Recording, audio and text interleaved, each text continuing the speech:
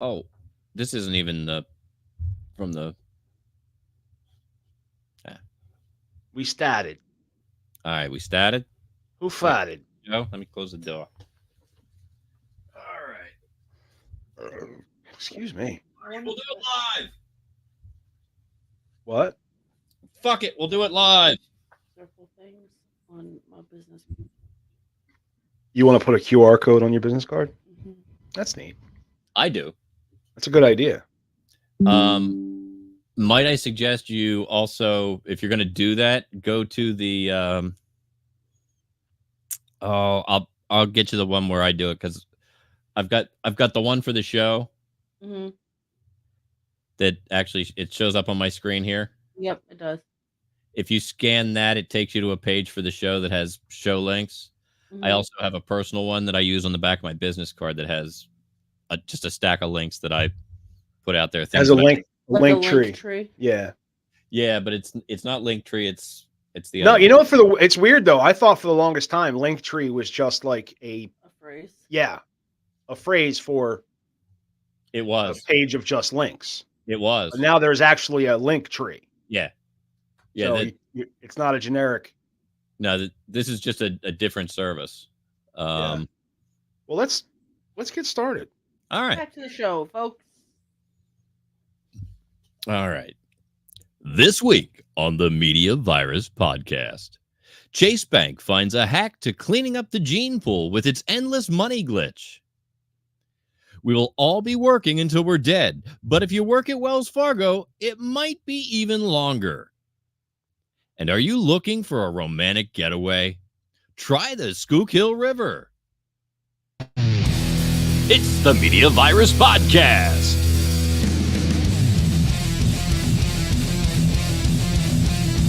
Let's point and laugh at the world burning around us with executive producer Mike Latoris. We're going to start over. BBC correspondent Stanley McFadden. Makes me tingly in an unfamiliar way. Grease Monkey Pete. Damn, Big Daddy. Here's the thing about the Media Virus Podcast. It's really well done. And now, spreading the sage nihilism of an aged Gen Xer, your host and mine, the star of our show, the incomparable Maddie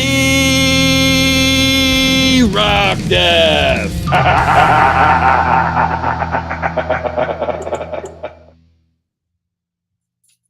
Hot damn. Do we have a show for you people this week? I am Maddie Rockdeath, the mattiest of all Rockdeaths and proof positive anyone can have a podcast. Speaking of, welcome to the Media Virus Podcast. Please like, subscribe, follow, and share. I want to take a minute to thank all of the new subscribers for their support, whether it is on TuneIn, YouTube, Facebook, Spotify, Apple Podcasts, or if you are just checking us out on the MediaVirus.com, thank you. And we are able to take calls on the air again, so give us a call, 646-VIRUS-01. Yes, that is 646-VIRUS-01. You will make it on the show. That's just how we do. The 200th episode, ladies and gentlemen, and gentle ladies and ladies, men.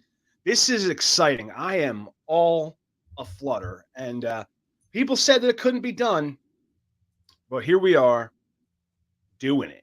We're doing it, guys. Mm-hmm. But to celebrate, we have asked Pete to collect some of his favorite moments from the early days of the podcast.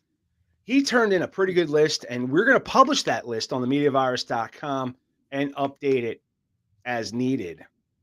But from exploding whales to infected gluteal clefts to cannabis reform, we have come together every single week to bring you the news that nobody needs to know.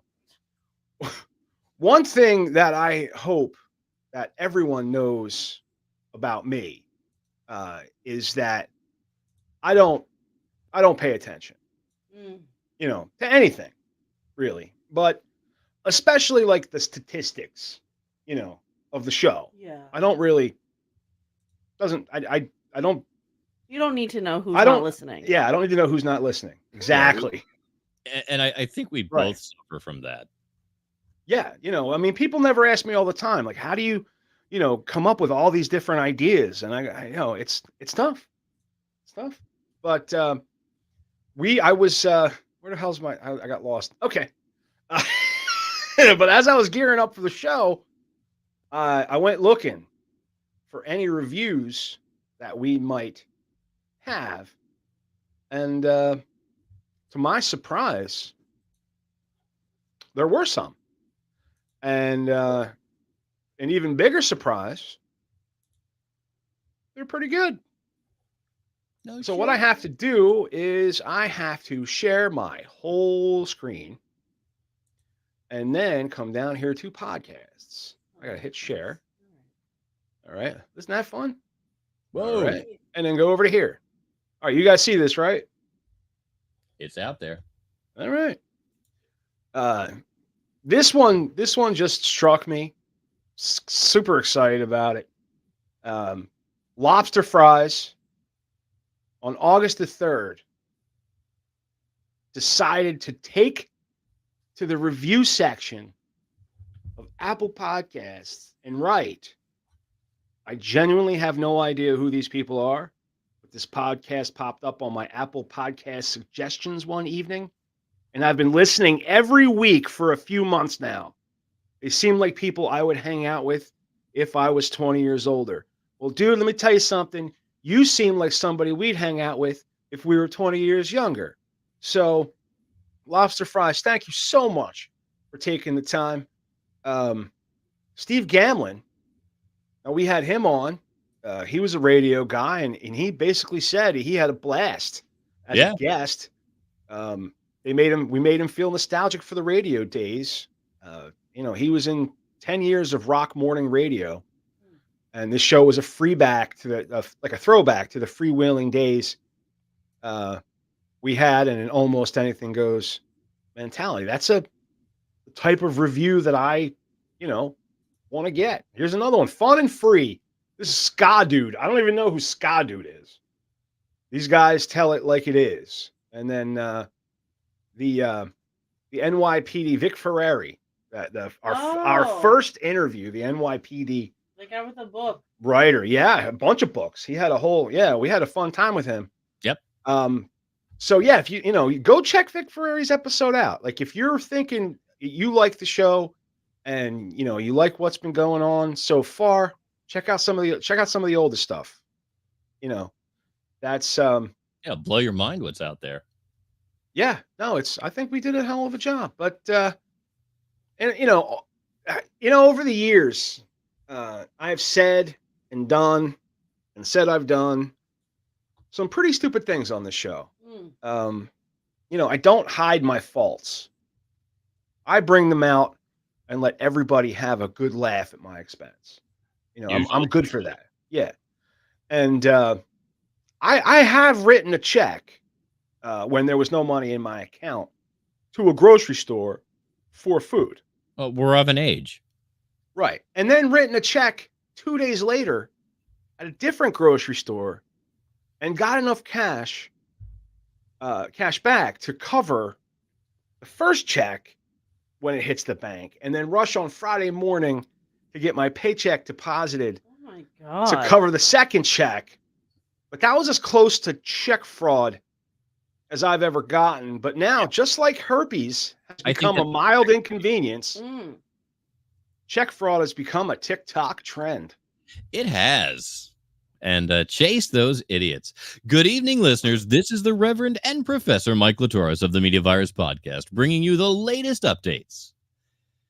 In today's top story, a viral glitch at Chase Bank has caused quite a stir among customers. Let's dive into the details.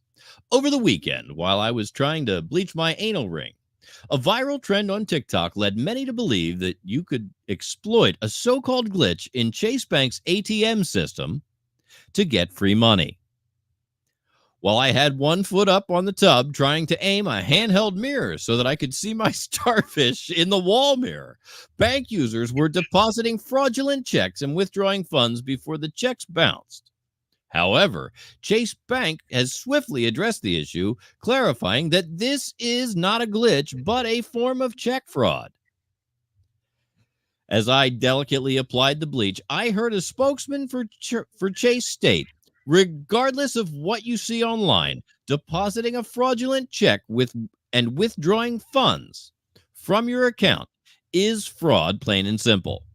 The bank has taken measures to lock accounts involved in this activity and has issued warnings to customers. That's right, folks. What seemed like a quick way to make some cash has serious legal consequences. Chase Bank has reiterated that such actions are illegal and will result in negative balances and potential legal action. As of now, I have successfully changed my ringtone. Okay, you got me. I laughed. And Chase has resolved the issue and is monitoring any further attempts to exploit their systems. They urge all customers to avoid participating in such schemes and to report any suspicious activity immediately. Stay tuned for more updates on this developing story. And remember, if it sounds too good to be true, it probably is. This is the Reverend and Professor Mike Latour signing off. Stay safe, stay informed, and stay stain-free. What on earth? I thought we were cleaning up the show. Yeah, well, we're also letting Matt write the news copy since I'm at work at a 9 to 5, and that's what happens. What the hell? Are you 10? Are you 10 years old? I've been giggling all fucking day. Not a tail wag. Oh, I might have a stroke. Oh, that was fantastic. You read it so perfectly too. I wish I hadn't cracked at the ringtone joke, but that I've successfully changed my ringtone. Yeah, I really lament that I didn't hold it together through the ringtone bit. You've never heard someone who bleaches their ass Oh, tone, like changing color. the ringtone, yeah. I was like, the sound of his fart? No. Ew. That just ruined the fucking news story. There's No, it nothing didn't. to talk about now. All we're talking about is this coolie. I just thought it would be funny that every once in a while they could see, like, build it into the thing. Like over the weekend, I don't know. I got fucking bored. But yeah, no, I saw this on TikTok and like there were lines like around the block to people that wanted to get in line to commit check. Like, come on, guys, it's check fraud time. I think the issue that you have here is you and I are in the last generation that really fully understands a check. What a check, how it works, how to write it, yeah, what to do with it if someone hands you one. So like this is like a brand new concept for this generation. They don't understand that, we just used to call it check kiting. Well, actually, check kiting is a scam on which you open an account at 4 different banks. Then you write a check from one to another. You write a check from another to another, and you just keep depositing checks as you just keep that loop going. But because I saw a whole lot of. Hold on, this reminds me of something. What's that? It has nothing to do with anything. Oh, okay. Fantastic. You guys know who Anna Delvey is? No. I know who Philadelphia is. I'm so glad. So there's this woman, this girl, who they made a Netflix series about, who said that she was like a princess from Germany or an heiress from Germany. Oh, yeah. Didn't they just do a movie on like Netflix with Yeah, it was a show. It was like a series. Yeah. So she is in jail. She was in jail. The girl, and now she's out of jail. She's been out of jail. Tell me why they announced the stars for Dancing with the Stars, and she's one of them. Really? Like, did they really run out of D-list celebrities? What about Gypsy Rose Blanchard? They had to get her too? I'm sure next season. You call it Dancing with the Convicts. Literally. I can't. Right? Like, this woman's not a celebrity. No, she's a criminal who happened to make it onto the news. Right. Right. Who That's what I'm saying. defrauded. Gypsy Rose fucking Blanchard. frauded New York City. All Gypsy Rose So did was what kill a bitch. So what we've learned is that this generation is writing checks that their asses can't cash. Yes. That's exactly what we've learned today. She's like, I'm waiting for the wire from my father. My Faja. My Faja. It's just crazy. It's crazy that she's a freaking celebrity. Also, I don't know a lot of. It makes me feel old. I don't know a lot of the people that are on Dancing with the Stars. I know that there's an athlete. I know that there's the Olympian that has the glasses that does the gymnastics, and I know that the queen of reality TV herself from Atlanta, Phaedra Parks, is on it. See, here's the thing: is I don't give a fuck about stars, and I don't give a fuck about dancing. Oh, I give a fuck. So about Dancing stars. with the Stars is like that's a double not fucking care. Yeah. That's a big old fucking don't give a shit for me. I mean, I'm not gonna say I watch it. I mean, I want to support Phaedra because she's the best. Listen, But that's just a weird celebrity. Here's the thing: I'm sick of watching celebrities flaunt their asses all over TV, while some bitch just fucking had to work 4 days past the day she died. And that's awful. Right? In a shocking turn of events, a Wells Fargo employee was discovered deceased at her workstation days after clocking in. Denise Prudhomme, a 60-year-old worker at the Tempe, Arizona branch, was found in her cubicle on August 20th, 4 days after she last clocked in. The grim discovery was made by security personnel after a foul odor was noticed in the building. Surprisingly, some employees have attributed the smell to plumbing issues. But other employees were heard saying, I think Denise farted. She smells like that sometimes, unaware of the tragic situation. They did not say that. Matt added that. I read this article on and nobody said that at all. She smells like that sometimes. Authorities have launched an investigation, but preliminary reports indicate no signs of foul play or child's play or foreplay. The Maricopa County Medical Examiner is yet to determine the cause of death, but they are sure it was something. Wells Fargo has expressed deep sadness over the loss of their colleague and assured that counseling services are available at personal expense for affected employees. Not personal expense. Emphasized its commitment to workforce safety and would prefer if people didn't die there. This incident has sparked a heated debate on social media about workplace culture and employee well-being. Many are questioning how such a situation could go unnoticed for days in a modern office environment. Like when I shit in the ficus plant.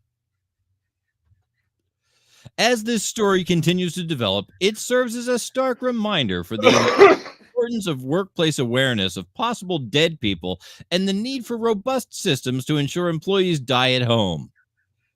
Stay tuned for further updates on this developing story. This is the Professor Mike Latoris reporting for TMVP News. Poor Miss Denise. Miss Denise is out here dead at work. And here go you two. Wheezing. Big Daddy's laugh is coming from his lungs, from his sternum. So, basically makes me Ron Burgundy. You realize that, right? What's that? This makes me Ron Burgundy. Well, yeah, if you didn't break, it'd be great. All we need is Fred Willard to pop up in the corner and say, God damn it, people, didn't I tell you that Burgundy will say anything you put on the Big Daddy, what are you gonna say? I was doing okay until she smells like that sometimes. That was the beginning.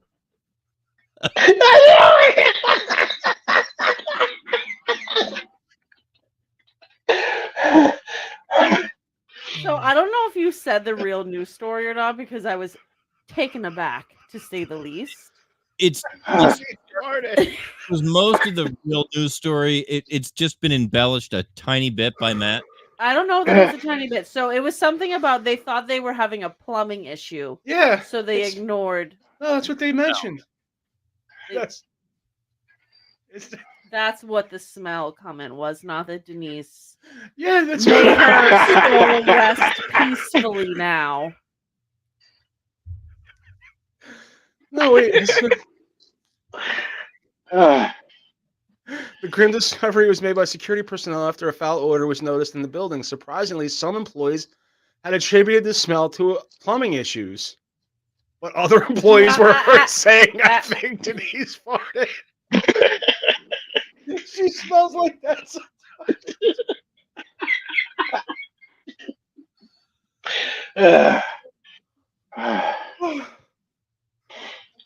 I've been giggling all fucking day. Sometimes watching Matt enjoy the payoff of jokes he's written just tickles me. Nobody makes Matt laugh harder than Matt. No. Nobody will. And he's finally found somebody that'll read the jokes back to him. Well, no, because anytime I discussed it, talked about this story, like, God damn it, Denise, you stink. I know you was out partying all weekend, but what the fuck? Also, dude, she clocked in on a Friday. They found her on a Tuesday. Yeah. What do you think the chances are that they run air conditioning in a building that no one's in on the weekends? They at least cut it back. Yeah, it was Chicago, so it's... No, it's Tempe, Arizona. Oh, they probably cut it back to 80. Which also means that they have no cleaning crew and no nighttime security. Didn't be like, oh, this lady's still here. Oh, this bitch sleeping? Excuse me, Miss Denise, let me get your trash can. Damn, Miss Denise, you farted. In 4 days, there would be shit and bloat. Yeah. So there would be a puddle. There would be a puddle. There probably was a puddle. Ew. Speaking of puddles, there was somebody found their SUV in the Schuylkill River. Which is a little deeper than a puddle. Good afternoon, listeners. We've got a wild story coming out of Philadelphia today that you won't believe. Early Wednesday morning, a couple found themselves in quite the predicament when their SUV ended up in the Schuylkill River. And no, they weren't sightseeing. According to police reports, the pair were taking the skin boat to Tuna Town in the back seat of their parked vehicle by the riverside. Things took a turn when the ditzy broad accidentally disengaged the car from park, sending it rolling into the water. After he finished, they both managed to swim to safety, but their SUV wasn't so lucky. It took crews until 9 a.m. to fully remove the vehicle from the river. When the man was asked why they were making love by the Schuylkill River, he responded, "It's the only thing that covers the smell." This incident marks the second time in this month a car has been found in the Schuylkill River. Just 2 weeks ago, another vehicle was discovered, though no occupants were found, but Tmvp theorizes that it was probably the same chick. Stay tuned for more quirky news stories, and remember, folks, always keep your car in park. Yeah, there wasn't. I mean, it's a short story, so, you know. Yeah, I mean, there's not much to it. You know, they... Yeah, but I mean, I can think of about a dozen more romantic places than in front of the Schuylkill River. Yeah, but you gotta go where you can get a little bit of time with nobody putting eyes on you. Well, because as soon as somebody sees a parked car rocking a little bit, they always want to either knock on the window or send a cop over to knock on the window. Well, I know the smell of the Schuylkill River is unbelievable. So I can't imagine, wanting to be there. I'm just saying. You know, Yeah. No, I totally get it. It's one of those places. it is. I don't know. Do you think Ben Affleck ever took J Lo down by the Schuylkill River? Probably Made, not the made Schuylkill, sweet but love in the back of a 98 Ford Explorer. the LA River does run through LA.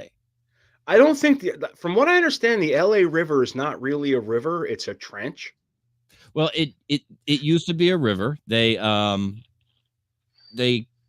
rerouted it, and it's basically that big concrete area that they race the cars on in Greece. Yeah, that's the LA River. Yes. Yeah. Hold on, real quick. On my show today, it's about boats, about yachts in the Mediterranean, and they were in Greece. Like this season is in Greece, and there was a rainstorm and there was lightning, and production wrote on the side of the screen "Grease lightning," GREECE, and it was funny. That is funny. How do you think it's? I would imagine a ship would be really hard to navigate in Greece. Oh, 100%. Oh, You know, Greece. because it's so thick. It's automatic, hydromatic,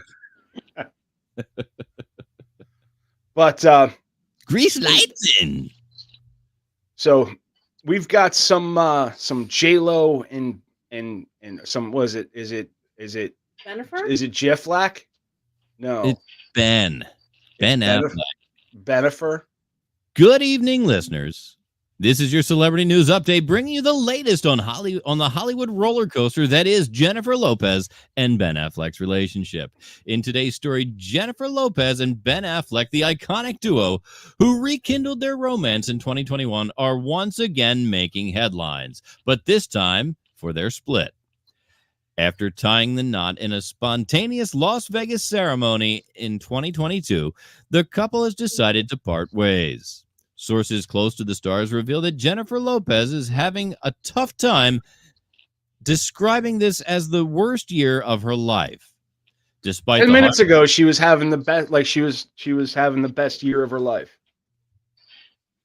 10 minutes ago. I think she's bipolar. That's what I think. Despite the heartbreak, she remains surrounded by family and friends, trying to maintain a positive outlook. On the other hand, Ben Affleck is reportedly focusing on the positives and slowly moving into his new home. The split has been challenging, but both stars are determined to move forward. The lack of a prenuptial agreement could make divorce proceedings quite messy, with financial disputes potentially on the horizon. Stay tuned for more updates as this story develops. For now, we wish both Jennifer and Ben the best as they navigate this difficult time. This has been your Celebrity News Update. I'm the Reverend and Professor Mike Latoris. Tossing to Ricky to see what the hell is going on with this. What can you tell us, Ricky?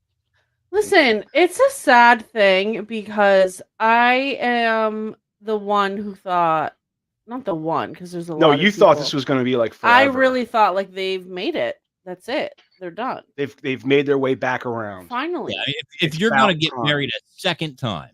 Right. You should try to last more than 2 years. Here's the thing with Jennifer Lopez and Ben Affleck.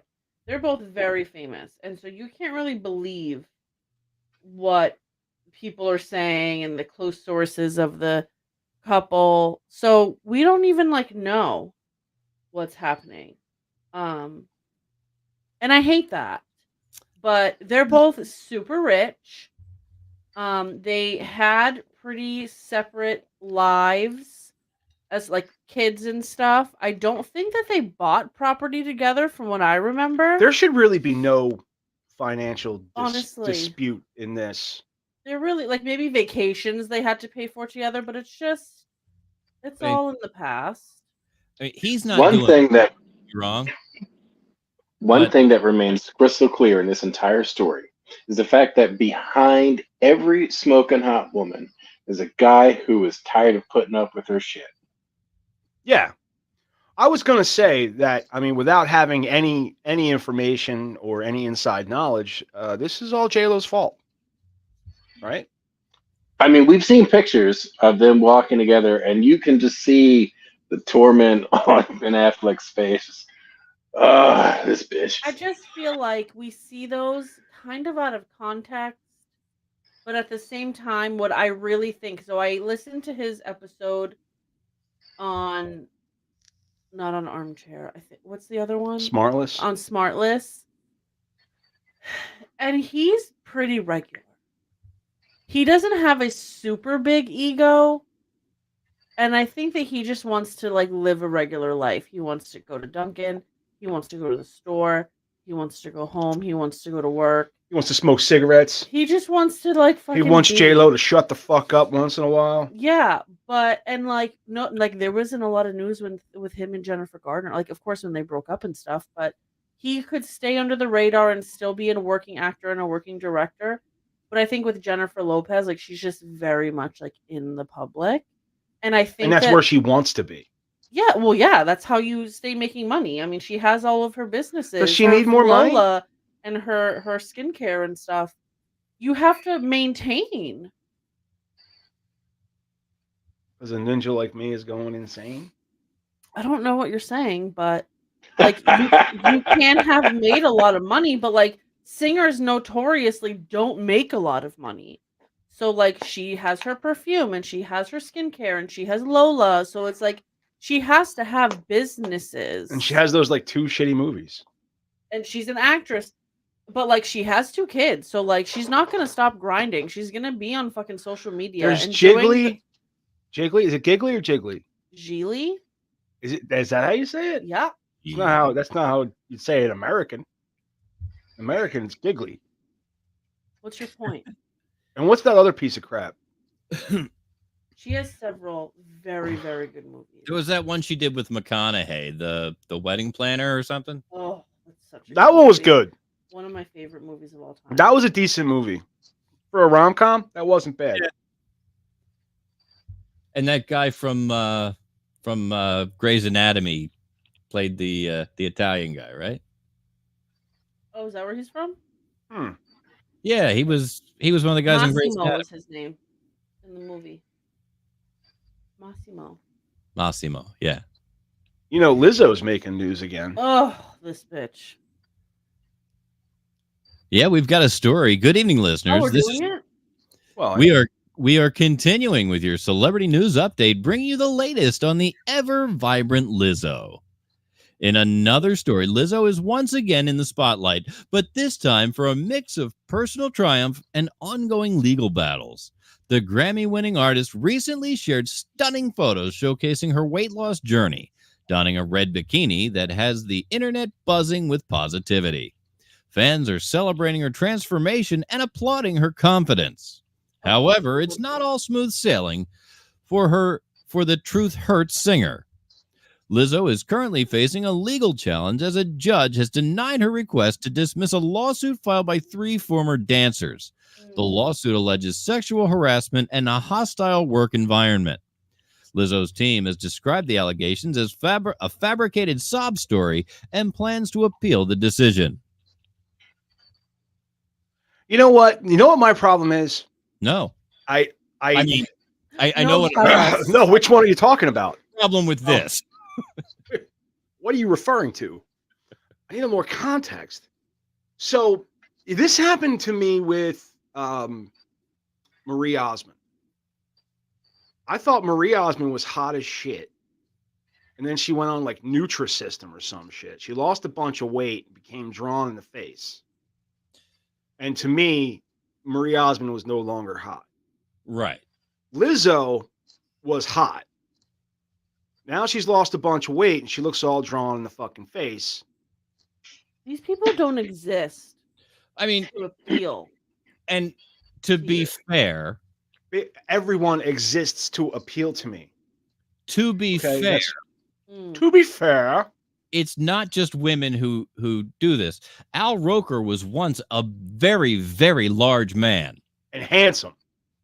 and lost a lot of weight and became Now he looks like Mr. Peanut. extremely scary. Yeah. He He looks looks like like Mr. a Peanut. lollipop. No, he looks like a fucking lollipop. He does. So this is the Skinny. thing. When people are fat, they're fat.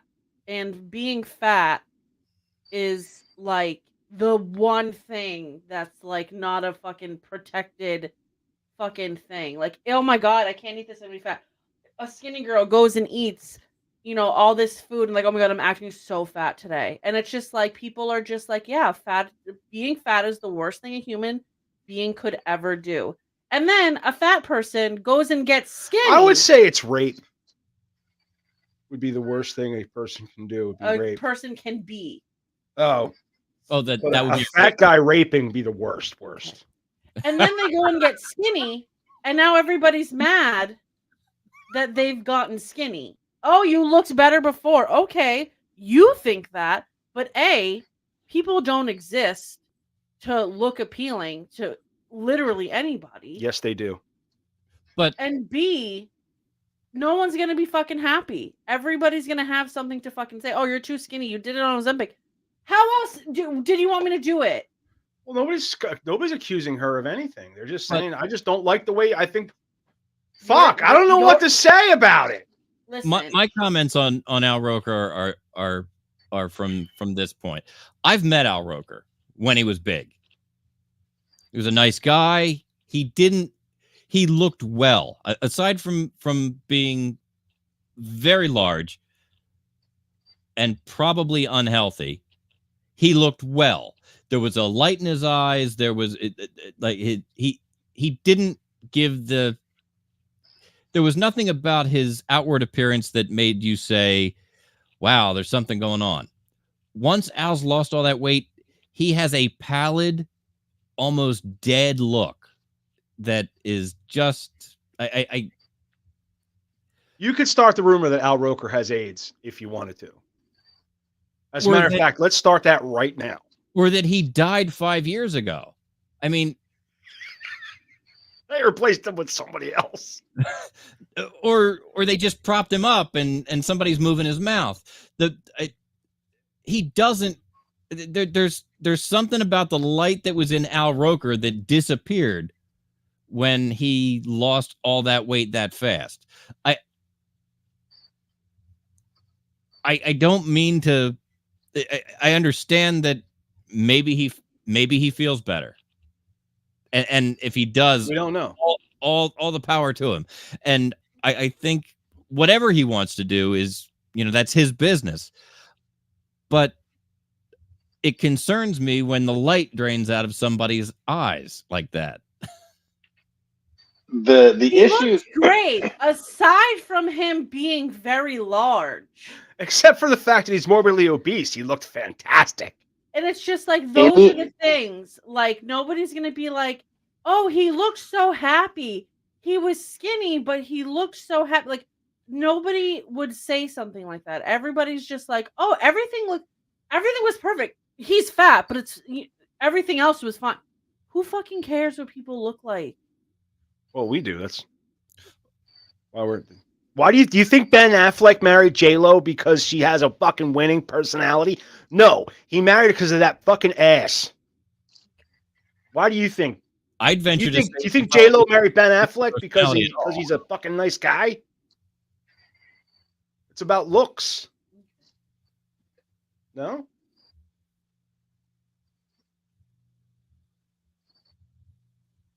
Frankly, anytime you try to shortcut natural processes, there's a price to pay.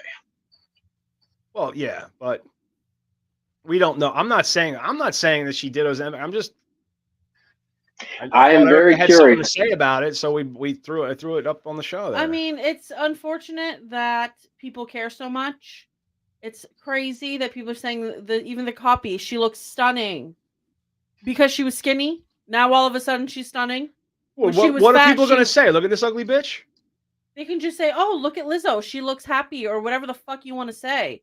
Like, all of this, like, before and after pictures and comparing and all of these things, and she's doing it herself. Like, it's not just the people. She's doing it, posting on TikTok and on Instagram. Well, it's the same thing now. Like, these before and after videos, like, oh, everybody's asking me where I've been protecting my peace. And then there's pictures of before, and then there's pictures of after where she's much smaller than in Costa Rica. She did the same thing when she went vegan. she was saying like, you guys, I'm not saying to go vegan. I'm not saying to lose weight. I'm just saying that this is what's working for me to feel the best for my body. But then she's going and posting before and afters. And it's just like, okay, so you are saying that you need to be skinny to have happiness? It's just a trigger warning, and it could go both ways. And I can talk about this on my page, and then there's going to be the skinny fucking warriors that are like, well, it's fucking rude that everybody says that you're too skinny, and it's hard to find skinny people clothes, and nobody sells a size 0. It's not hard to find skinny people clothes. This is what the fucking skinny warriors say Well, when they're I fucking idiots. fight over fucking Well, fat fuck 'em. people. I think at the end of the day, you should be more concerned about how happy somebody is and if they're living their best life. That's well spoken. And I if think they're not happy and if they're not living their best life, they are still human beings and they still deserve everything that they want. Yes. that's My qualification for weight has always been happy and healthy. When Miss Fo Fitty came down to throw down to Pound Town, Ooh. that shit was fun. Which you has were gonna nothing take to do the skin boat to Tuna Town. Ew. when I was going to take the skin boat to Tuna Town, but we did not do it in a car because that was not going to work. But here's my point. You weren't going to take Whether- her out in your Geo Metro. No, it wasn't going to work in a Geo Metro or a Volkswagen Rabbit. If you are going to, regardless of, so we're all a work in progress, right? Big Daddy lifts, and I lift so that I can pick a bitch up and have my way with her. But the whole point is to be happy in the skin that you're in, regardless of the weight that you're in, to try to learn to like yourself where you're at. The problem that I have with Lizzo is that when you start posting before and after without being honest to your fan base, you're putting out a false sense of you're bastardizing your message. It's a confusing narrative. It's a very confusing narrative. I think that's the point that Erica was trying to make. Yes, I agree with her on that. It's difficult to see what exactly Lizzo is trying to say now because Right. it's hard to be both body mixed message. positive. It's a very mixed message. It's a mixed message, and that's and you know, kids, the people that look up to Lizzo and see her as some kind of Example. model. Thank you. Role model. They do. You know, they don't know what to think. They don't know what they're supposed to be doing. But The way I view it, the weight loss is a side effect. She chose some things that make her happy that she's going to do in her life, and there was a side effect that it changed. You know, it changed her weight. So And at the that end of the can day, be true. That can 100% be true. Where and I becomes really blurry feel is posting before and afters. right, that's Because where it's like, that's okay, where cool, you're vegan, you have better gut health, your skin is better, and whatever else she's claiming about veganism. But if you're saying like, look how fat I was before I was a vegan, look how gross I was, and now I'm not right? gross It's anymore. just like that's where like- the conflict comes. Right. and That's like what I have people the say, problem. like as long as you're happy and healthy, it's like yes, but also you can be unhealthy and still be a person who deserves good things. Yes, and you can Yep. also be the outward specimen of physical health and not be healthy. Way back Totally. when I was skinny and unhealthy. I was 155 pounds and unhealthy AF. Yeah, it can happen. All right, guys, let's nosedive into the end of this block because it's going on long enough. Let's watch. Yes, sir. I'm going to read the rest of the copy that you laid out for me. After the Please break, do. we find out what Big Daddy has to ask us this week. We will be discussing who should use DoorDash, who should use condoms, and who should perform brain surgery. Then we ask, are those armless archers armed? Later in the C block, we'll see if I can stretch my scrotum past my knees, take the impossible quiz, and work on our resumes for Home Depot.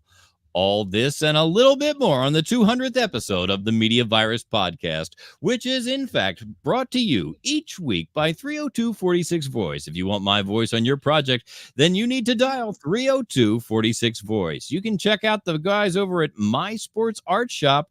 You can check them out on Redbubble or at My Sports Reports. And just a reminder, there's great content coming out on the Media Virus Podcast Network from Stepmoms Without Children.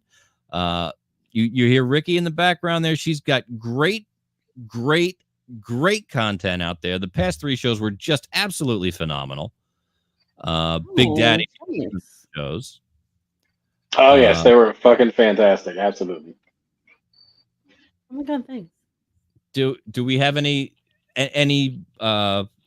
comments or background from you this week, Ricky, on the So the next 4 episodes are not as key, but they're still very fun. Yeah. Oh, yeah. No, the last one I just finished editing was a very fun. We're just getting to know people who do things that are important. We have a therapist, we have a financial advisor, we have a confidence coach, and somebody who advocates for autistic kids or something. I don't know. Her name's Christina. And we have an author. I need those first 3 personally. Okay. Well, the financial advisor specializes in families with children with autism, so you don't need him. But we're talking to creative people. Like, this is kind of the theme for season 2, as we've come to episode like 7, I think it is. We're finding people who have, for lack of a better word, monetized their creative muscle. And that's like, I'm just so jealous, and I'm finding out that this is a thing that people can do. They can be creative and do things that are cool. And Speaking of monetization, you can support the Stepmoms Without Children podcast is listener supported. totally. So you can sign up to donate in intervals of, is it a monthly? Yeah. I don't really know. I think you can do monthly. It's not like a subscription, but you can throw money at me and I can post more videos, because that's how I have the ability to do that. So, and thank you to the 2 people that have supported me monthly so far. Love you, mean it. That's fantastic. Ladies and gentlemen, once again, this is the Media Virus Podcast, episode 200. This is the A Block. We'll be back right after this to talk about those things I told you we were going to talk about. I promise. And where are my outros? Ha! Here they are.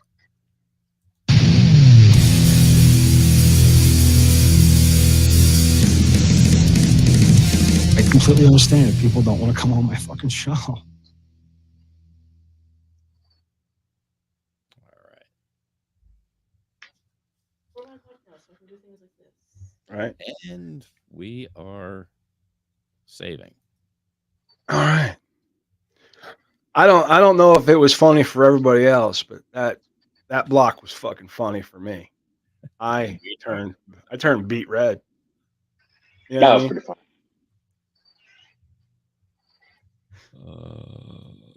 It's like the shit you always wanted to hear in the news. You know what I mean? I always want to hear the most ridiculous. Like, It was giving what is it called? Mystery theater? Mystery Science. Mystery Science Theater. Theater. I'm sorry sorry I broke you. Twice. That was. Yeah, that's the danger of not reading the content ahead of time.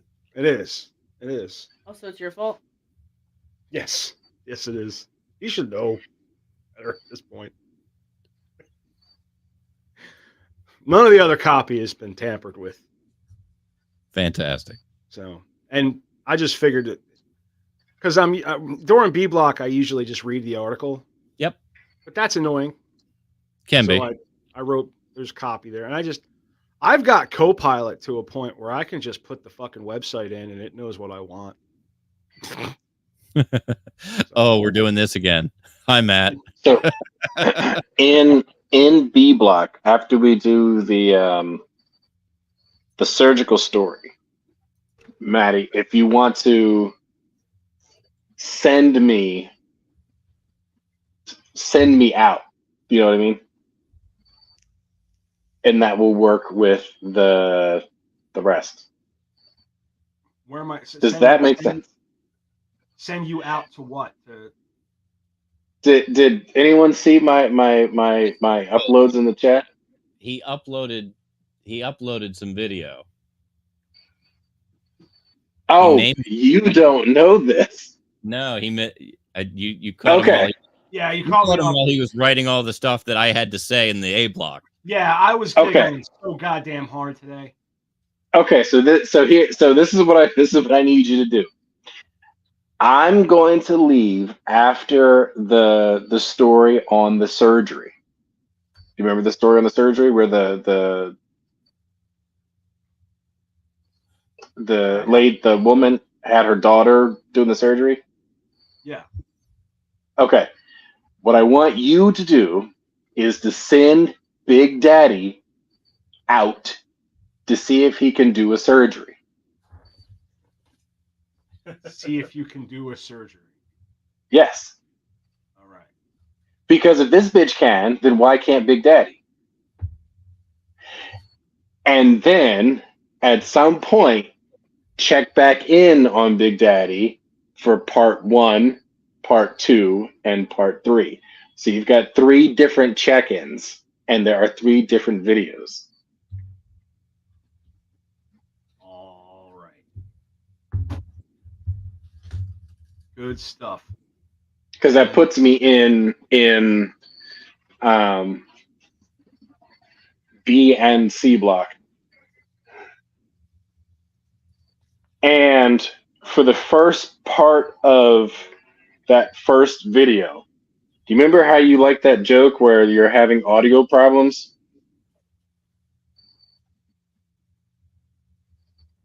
So there are audio problems. Yeah. There are audio. Okay, so there are audio problems in the first like 10 seconds. So you can interact with that video for those first few seconds. You'll know when it kicks in. All right. Looking forward to it. It's I'm proud of this one. All right. So do we want to do the surgery story last? I would prefer it first, just so that it's not too late by the time we get to that. All right.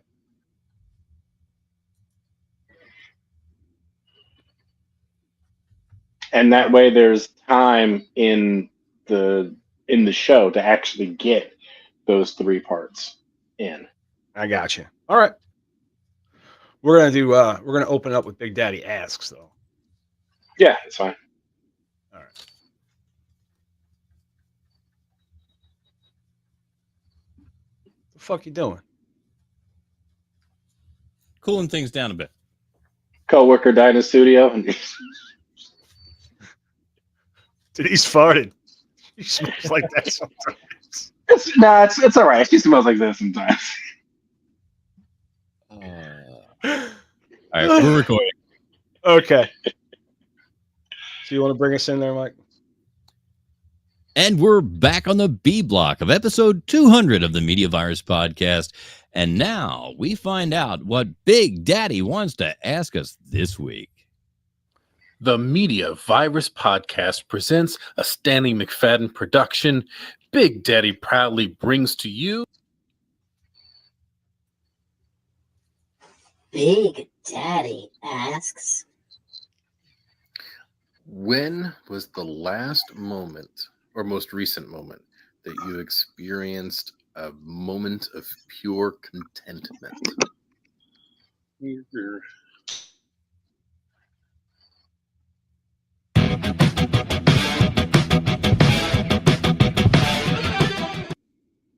Oh my god, I know mine. Hang on, just real quick.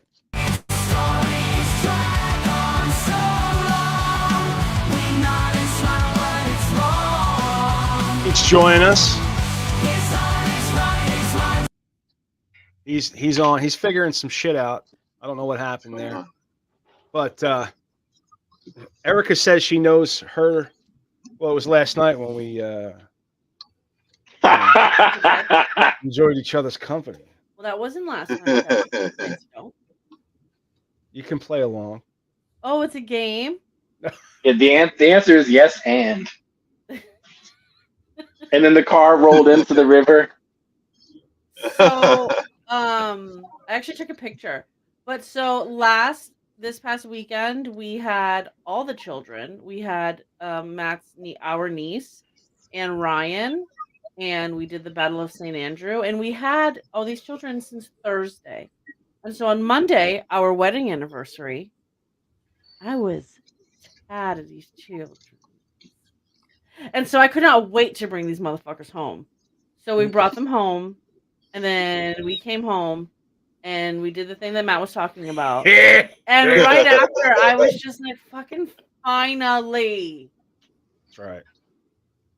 It was just a long weekend with these kids. It was. Like, having to cook their every meal. Like, learn how to cook something, children. And so just the after of just like being So that after a 4-day weekend with kids, after and then a day, and then a half a day of adult time. Yeah. You know what I mean? Like it Adult was just time. like, okay, this is what my life is. It's not being a mom. Half a day of adult time. That's right. That's some serious hang time there, Matt. That is. I'm gonna, you know what? The same That's answer. Not what I meant. Same answer. You know, I'm right there. How about you, Pete? Who, me? Yeah, you. No, the other Pete. Yeah, me. Fucking A. What did I do this weekend? No. What was My best moment of joy. Yeah. Today. Today, I went to the DMV and I inquired about the title that I was worried about on this car that I bought. And I was informed that everything was cool. Woo! Woo! I was like, yes. I mean, not to be nitpicky, but the question was contentment. He feels pretty fucking content now. Oh, So I feel pretty freaking content. No, the I man's feel got a like ride. Content is the middle. Content is neutral. I feel I don't neutral, but it's looking at positive. You can't be content. A man can't be content if you don't have a ride. You know what I mean? Right? Man's gotta have a ride. I broke all the rules when I bought the car. Mike, when was the last time you felt content? The other night I made a steak for dinner. We had steak and sweet potatoes. Oh. And this frozen corn mixture of vegetables. I had this frozen corn, peppers, and black beans. I would never. And after that meal, I was just absolutely content. I sat there in the afterglow of the meal, and my wife sat there, and we just enjoyed the fullness that we were given. You know, for our wedding anniversary, my wife took me to Texas Roadhouse. Ooh. And I got the 16-ounce prime rib, which with the horseradish smothered, which I was unable to finish. Are you one-upping this man right now? No, but I was unable to finish. Right? So I brought home, and then the next morning for breakfast, I made steak and eggs. Oh. So I think I want to, like, that whole, starting from my alone time, starting from dropping the last kid off to Monday morning, Tuesday morning, enjoying a steak and eggs breakfast was a full contentment, like a time span. I've also come Like, it to wasn't a fleeting moment. It was a passage of time that I can look back on and say, that was fucking fantastic. yeah. Yeah. I've also come to a new way to enjoy sweet potatoes. Mm. A nice baked sweet potato. You know, you mentioned Texas Roadhouse, and it's what made me think of it. My wife likes a little bit of cinnamon sugar on hers, Mhm. and that's Oh, yeah. not bad. I've recently skipped the cinnamon sugar and give it a little bit of chipotle chili powder Yeah. What? and butter in a sweet potato. It's absolutely amazing. It sounds a little counterintuitive, but it's just spectacular. No, the sweet and spicy is like the move. At work, I always bring a sweet potato and eat it with whatever other food I can find. Mhm. And I do like sriracha, Yeah. and hoisin, which is usually leftover for when I order like pho or something, and it's so good. My The- favorite way to serve a sweet potato is thrust out of a PVC pipe by some kind of accelerant. Acetylene works, hairspray in a pinch. Not in a pinch.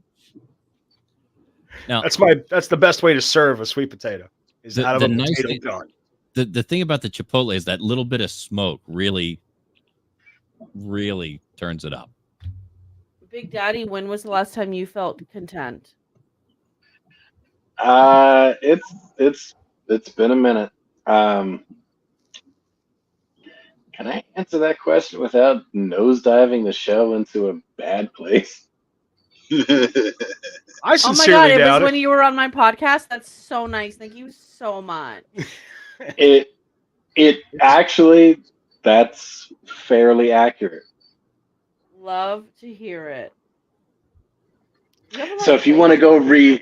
if you the listeners want to relive Big Daddy's last true moment of contentment, you can check out the Moms Without Children episode with Stanley McFadden, and you can listen to me actually feeling content.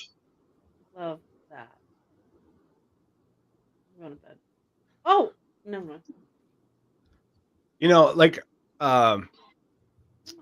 my wife said, we had my niece, and she's 15. Just turned 15. Just turned 15. And she is, by all measures, an idiot. And She's a pain in the ass. but I Tread would carefully say here. no, I'm not going to try. She likes being difficult, specifically with you. Yes, she likes being difficult. Her and I enjoy arguing with each other, but she doesn't know the difference between I'm fucking around and you need to do what I'm telling you. Right. Right. But, just like I wouldn't trust her to dig a hole. You know what I mean? Out in the backyard. I wouldn't trust her to drill into a wall, like to find a stud. You dig what I'm saying? I can't imagine someone trusting a 13-year-old girl with the task of drilling a hole into a man's skull. You know what I'm saying? Can you imagine that? Well, in a shocking story, an Australian neurosurgeon is under criminal investigation after allegedly allowing her 13-year-old daughter to drill a hole in a patient's skull during a surgical procedure. Not just on a whim, it was during the surgical procedure. The incident occurred at Graz University Hospital, where a 33-year-old man injured in a forestry accident required emergency surgery. According to the reports, the surgeon's daughter was permitted to assist in the operation, even using a drill on the patient's skull. The patient, who was unaware of at the time, only learned about the incident through media reports months later. The hospital has since fired the surgeon, but we let her go on the fucking news. And another What were the media reports? Were they that this happened? Like in No, it was probably like a 13-year-old girl gonna be a doctor someday.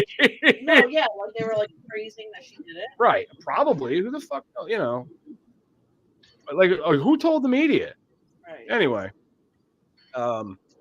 The surgeon and another specialist involved, and 5 other staff members are under investigation. Can you imagine just being like the fucking tray nurse or whatever I don't know what they call that, but like you're just a dude that or the bitch that hands him the fucking tools.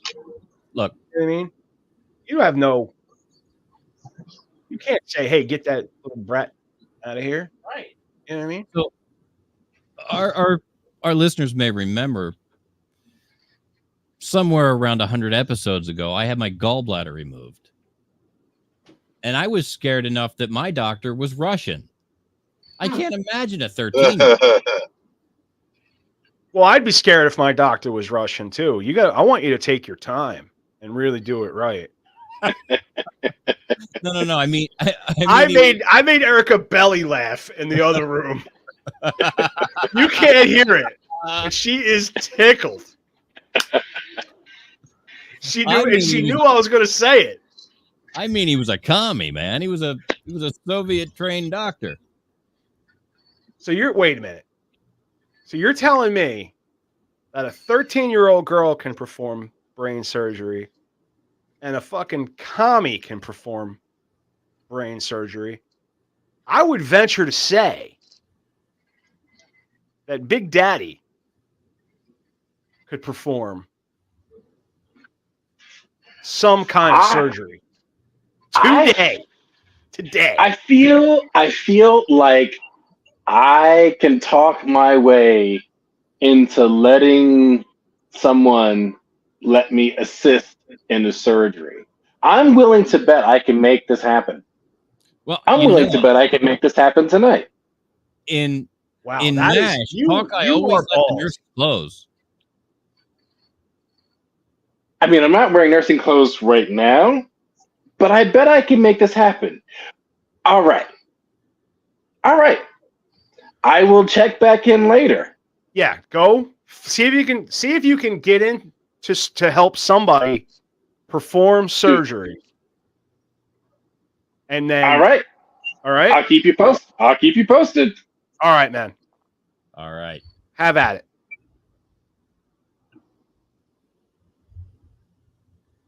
All right, he's gone. Okay. He's going to go find a surgical theater somewhere where there's surgery being performed as we speak. And see if he can help out. Normally I'd complain about Pete's video, but Pete's video is actually pretty great tonight. Yeah, where he's moving and you get the lights off. Sometimes the lights from the other cars light up his face.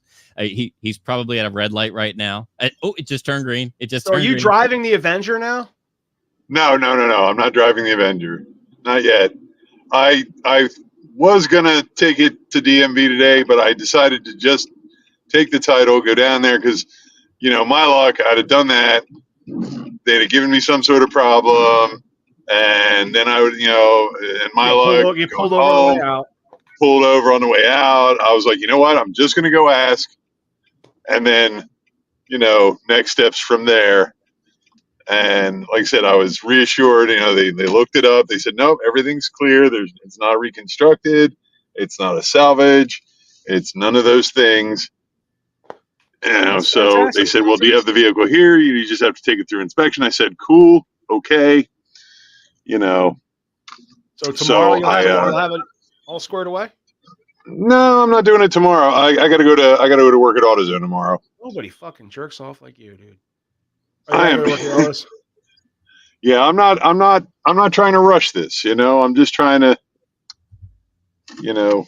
step by step get it, ready, set. Because once I get it inspected and everything, I still have to have the interior detailed because it's got some water stains and stuff. It's not torn up. It's just, there's a little bit of, it looks like the interior might have got a little wet. There's some water stains on the rear seat that I'm a little concerned with.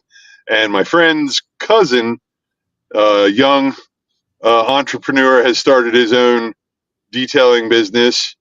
And that's good to know. I'm going to need that. Saw some good pictures of, before and afters of some vehicles he's done. And he looks very competent. So, looks like he knows what he's doing. It looks, good results. So I figure I'll give him, I'll throw some business his way. But that, like I said, once that's all done, then I'll press it into service. I mean, but you could conceivably start doing DoorDash if you wanted to. True, yes. The things for DoorDash are, like right. it's significantly less stringent.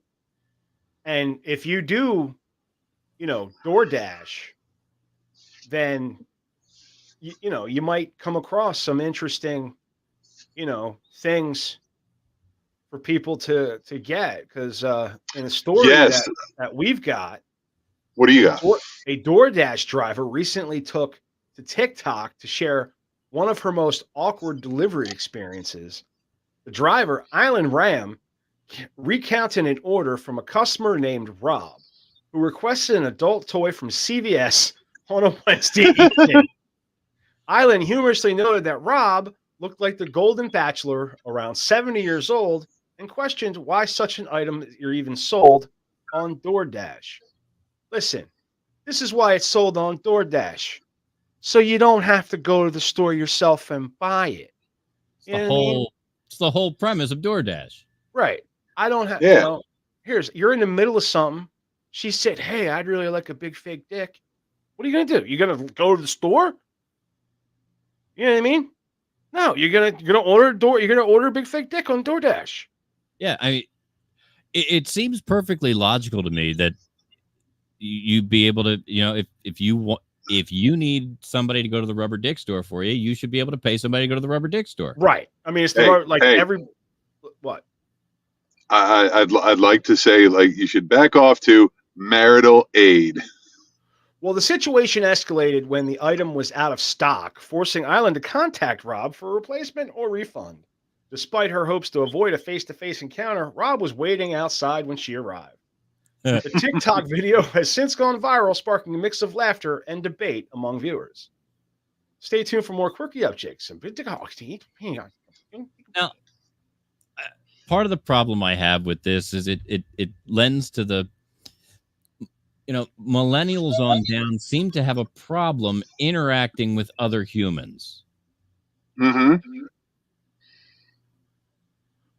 Yes, I get called a boomer a lot for wanting to make a phone call to my wife. And the thing is, we don't find boomer that offensive as Gen X because we were raised by boomers. That they made us what we are, and we're pretty proud of what we are. Always have been. Damn right. But this whole, if you're older than such and such an age, you shouldn't be able to use DoorDash. That's some horse shit. Well, yeah, that was what the DoorDash driver, that's what the title says. Yeah. Why did they even DoorDasher says boomers shouldn't be able to use the platform. And I'm looking for the original. It must have been taken down, the original video. Okay. But here's the thing. These kids are so goddamn backwards anymore. It's not like in the next story is literally about how Gen Z isn't using rubbers. The World Health Organization has issued a warning about a significant decline in condom use among Gen Z, which is raising concerns about potential health risks. Now, as Gen Xers, we had it drilled into us that you didn't have sex without a condom. You know what I mean? Until you were married. That was when you could take the condom off. And even then, they wanted you to have all kinds of tests and things. But according to the report, nearly a third of 15-year-olds reported not using any form of contraception the last time they were sexually active.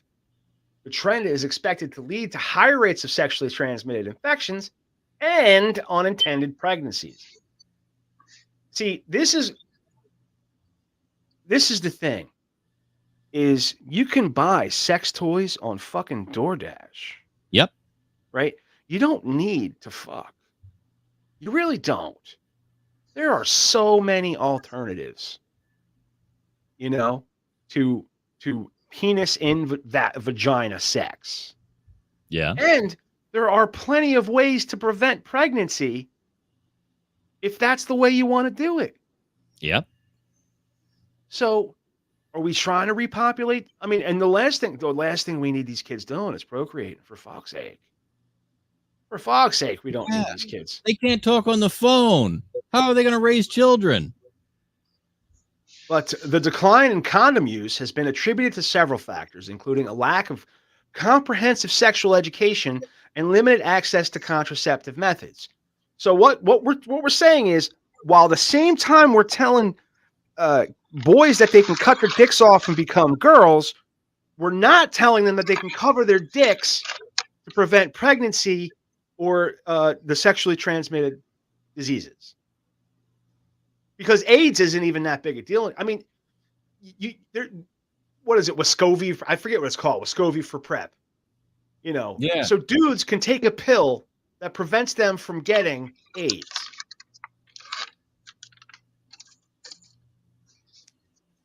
Now, I would assume that it's mostly the gay population that would take this medication.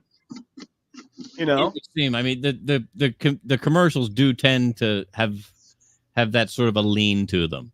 Well, they do say in the bylaws or the fine print that does not work on persons assigned female at birth. So a woman cannot use a woman who was assigned female at birth.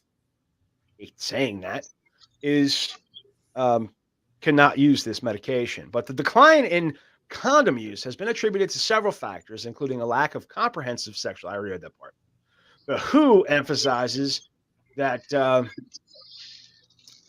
deaf, dumb, and blind kid can sure play a mean pinball. There's an urgent need for improved sexual education to address this issue and prevent the associated health risks. Put rubbers on, you dumbasses. Yeah, I mean, it's not that hard, dude. If Pete Townsend's behind it, that's what I'm saying. Like he had called the seeker, John Entwistle. Yeah, they're all okay with it. It's becoming ridiculous. But you know what I think we should do is, I think that we should check in with Stanley McFadden. Yeah, see if he's Dr. Stanley yet.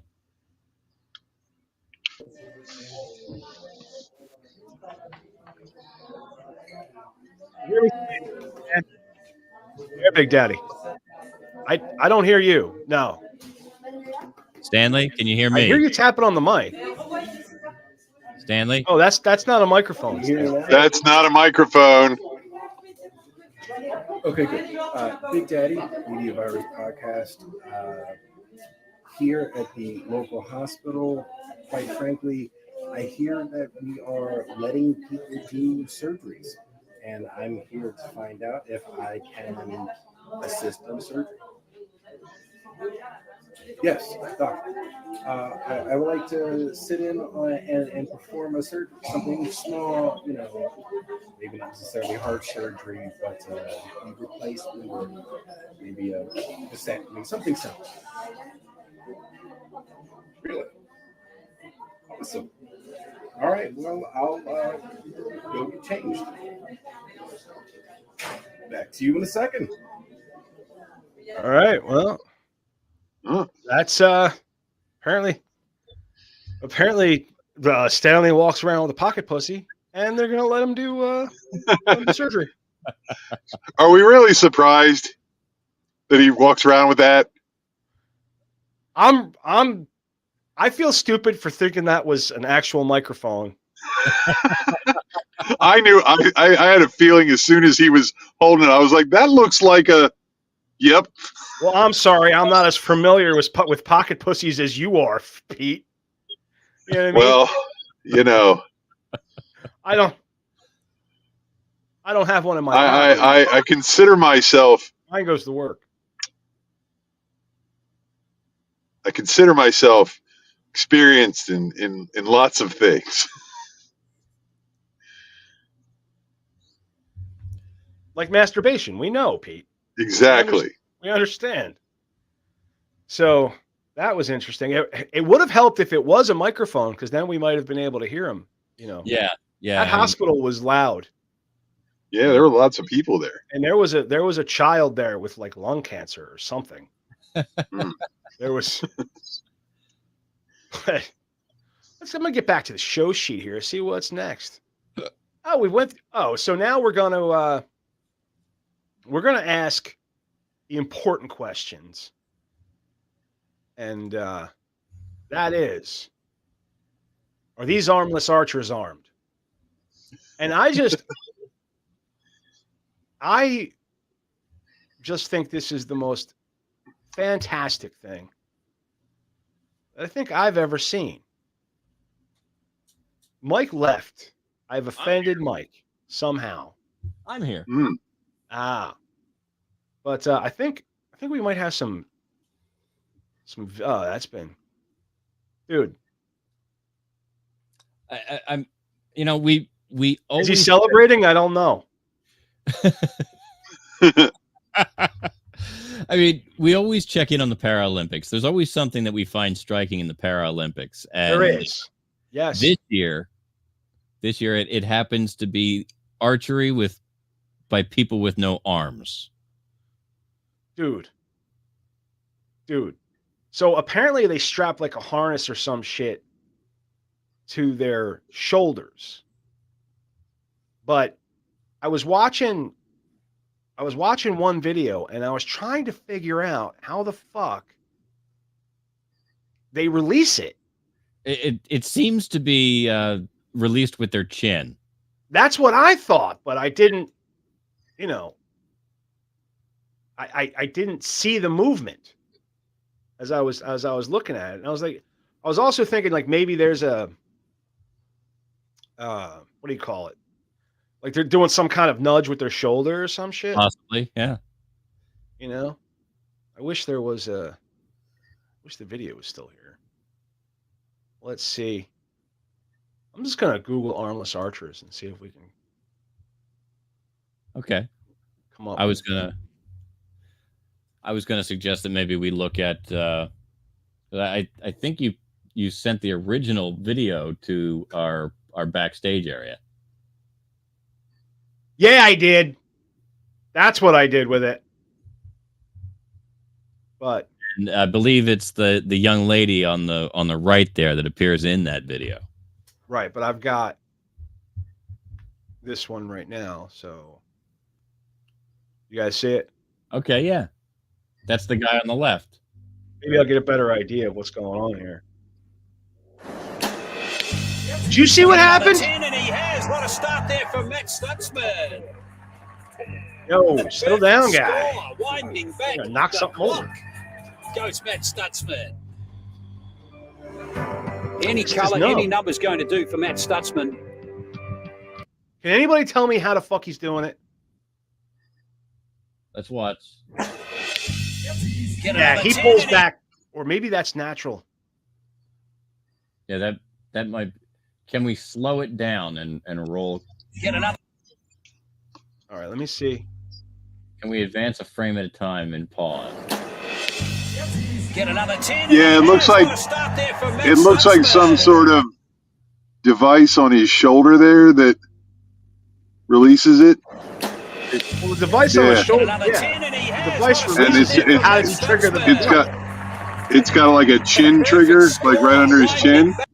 I'm not seeing that. Yeah, I think his jawbone rides on whatever that trigger is. If you look when he's set up, see that it goes right.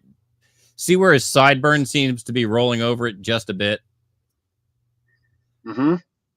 I think there's a twitch there that it doesn't take much.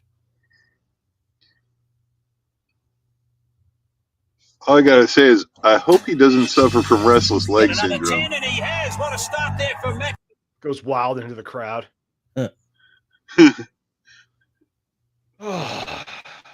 Well, that's that's something that we're absolutely going to talk about. Now, is nail biting the appropriate way to describe that? I mean, toenail biting. I know, but you get hoof and mouth that way. Ah,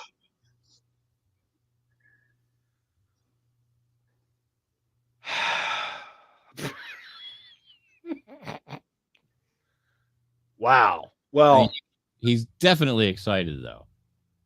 I mean, well, who wouldn't be? You know. I for one want to give him a hand or two.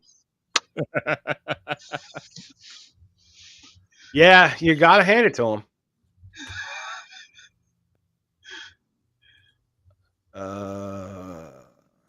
Let's.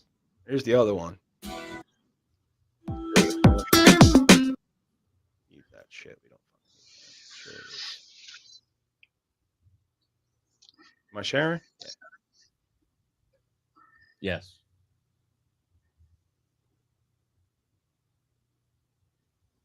She's hot. Yeah. I'd let her give me a foot job. It's who was the character in the Hunger Games?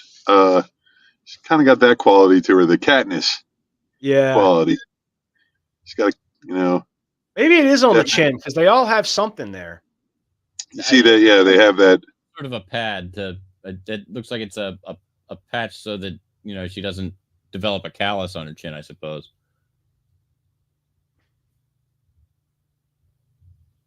But I think it has to do with the jawbone where it rides down along that strap. Huh. That's something. Well, that's all I had lined up for B block. Spectacular. She truly is. And the original video that you had, and it was, you couldn't be any more dead on bullseye than she was. Oh yeah, she might as well have done that fucking Robin Hood shit that split one arrow with the other. Yeah, and you couldn't be any more dead on than she was. No. And here she is. There, that shot showed her competing against a guy that had leg trouble because he was in a wheelchair. He had leg trouble? That's not well. I would imagine if he's in a wheelchair, his legs don't work so good. Oh, he was using his arms to shoot? He had arms, yeah. Oh, that's not fair. Was it just anybody who can? It's not like the armless against the legless? No, I see he's in the chair. I think that's her teammate. And see the lady next to her there. She's shooting from a chair. He's using his arms. Which only seems fair because she's shooting from a chair as well. All right, here's the video I sent to the backstage room. It's got to be something with that little protrusion there. Yeah.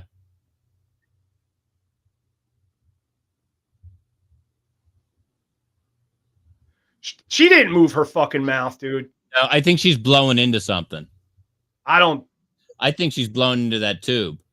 It could be some sort of trigger device, like that's nuts. almost like a use of like a breathalyzer kind of thing. Just yeah. See, I think she blows into that. No. Maybe not. Maybe. Yeah. It's so hard to. Does that look like she's pursed to blow? Maybe it is. So hard to tell. But I mean, you can't get better than that. I mean, No, that's the middle of the bullseye. So if we ever in an archery war with Pakistan, we're fucked. All right, that's not. I'm gonna ask Google's Gemini AI how yeah, that. they're gonna beat us hands down. I mean, Ah! Fucking beat. All right. Legs up. How do armless archers release the arrow? Armless archers use a modified release aid system to launch their arrows. This system typically involves a harness that is attached to the archer's shoulders and a trigger mechanism that can be activated with the mouth or other body parts. Oh, there you go. All right, Mike. Let's end this block so we can get into C block and go to bed after that. All right, ladies and gentlemen, this has been the B block on the Media Virus podcast. This is our 200th episode. We're celebrating. We're having a good time. And when we come back, we'll be in the C block. And in the C block, we'll take the impossible quiz while I continuously slam my nuts in a drawer. We're going to see what's changing about Home Depot's drug screening policy and find out if a person's intelligence affects their computer proficiency. That's like saying we'll discuss if water affects a person's wetness, or does shitting oneself affect the way a person smells. Well, that's what's coming up on what's left of the 200th episode of the Media Virus Podcast.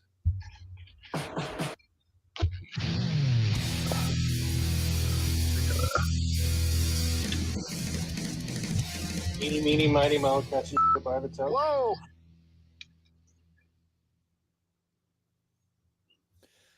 All right. And a stop. And a save.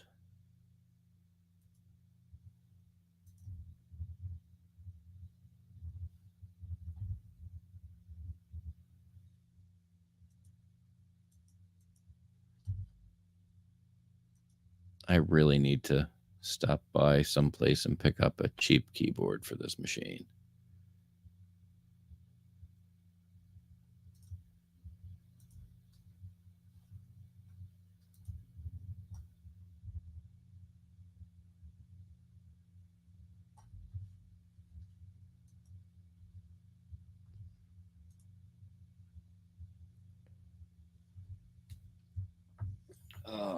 Glad everything worked out for you, Pete. That's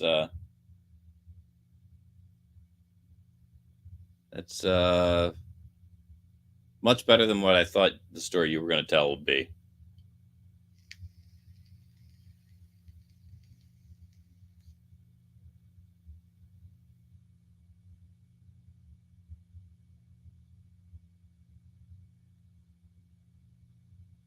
You there?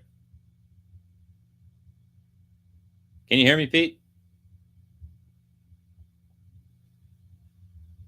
Pete? I guess everybody else has frozen on me. Son of a bitch.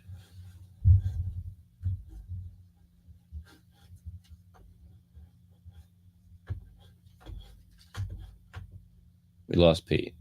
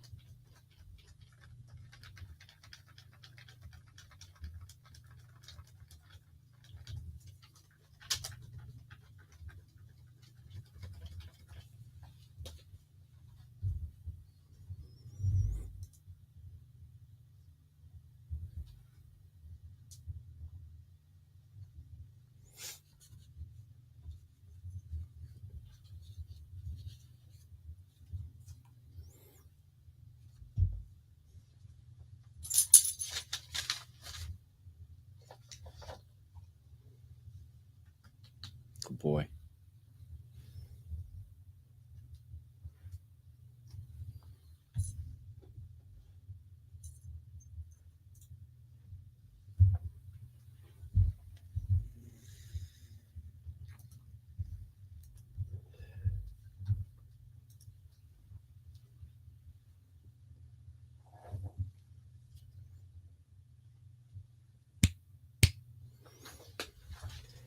I have to pee.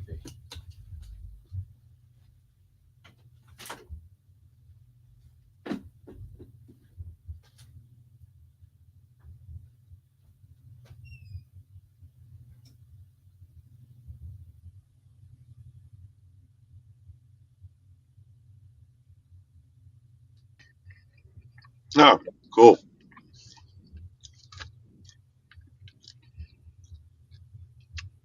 You hear me okay, Maddie? Yeah, I just realized my mic was muted. Okay. Mike thought like it froze or whatever. Mine had said some sort of problem occurred, and so I went back out, came back in, and just waited for somebody to let me in. Cool. Yo, I picked up these caramel apple chips from the dollar store. Yeah, they're good. Oh, they're delicious. I think I remember those. They are delicious. I think I had those before, and they are good. Dude. Dude, I almost forgot about the show tonight. I was out doing some lift after I did you ever meet Angela? She did the show a couple times.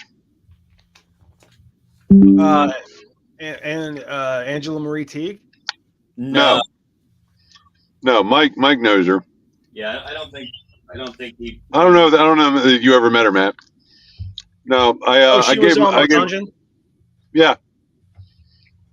I hung out with her for a little bit today. She had to drop her car off to get brakes, so she needed a ride home. So I got to see her new place. You know, she's doing okay. Did they move? She moved. She got divorced. Oh, really? Did you tell her about the podcast? Yeah. I didn't realize they split up. Oh yeah. Now she's fighting custody with him. Ugh. Yeah, but she's got her chin up, so she's doing good. Good. She's got a place over in Buckingham Palace, off of Old Baltimore Pike, or it's called Buckingham Palace, not Old Buckingham Palace.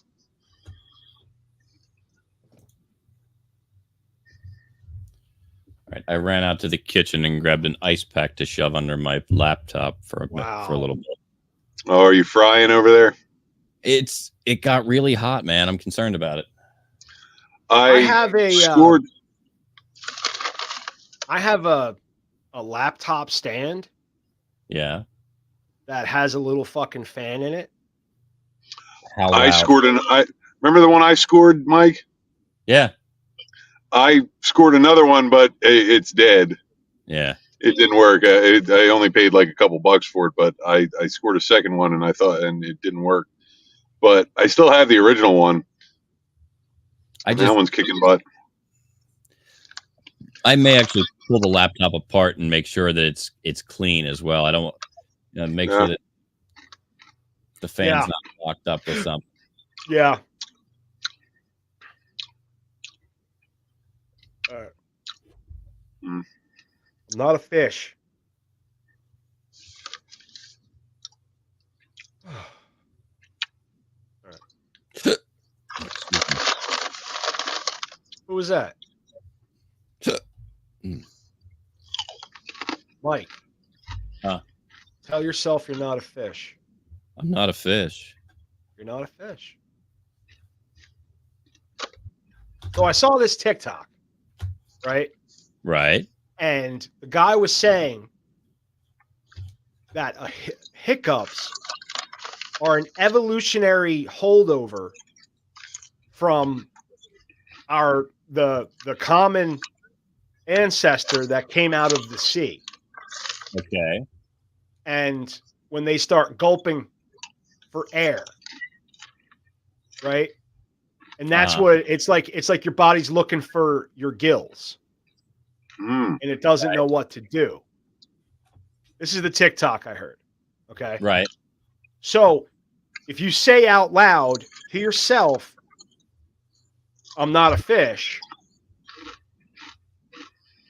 your hiccups will subside. Okay. This has worked for me, I would say 95% of the time. Huh. The 5% where it hasn't helped, where it didn't immediately help. Right. It wasn't much longer after that where it stopped. Okay. Well, Like, I'd like to try a remedy right now.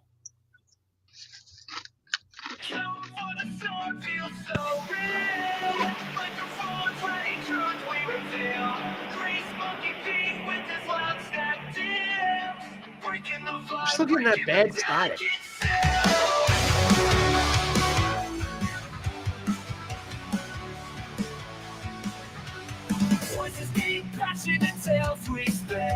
Potato chip, crinkle, chaos within. Matty rock, death, patience wearing thin. Grease monkey beak, where do I begin? Voices deep, passion and tales we spin. Potato chip, crinkle, chaos within. Matty rock, death, patience wearing thin. Grease monkey beak, where do I begin? Rustling back, stealing our vibe. In a happy flow, heart turns bright. Professor Latour's dust of his pride. Grace lucky beat just at the side. Headphones are lost in the sound. Confidence rising, truth profound. Chips they crackle, nerves unwound. Podcast dreams in crumbs drowned. Silence shattered, missing the beat. Words tangled, confusion replete. Frustration peak, hard to defeat. Damn you peak, damn you need to eat. Rustling back, stealing our vibe. Interrupting flow, hard to describe. Professor Latour's dust of his pride. Grease lucky Pete, just step aside.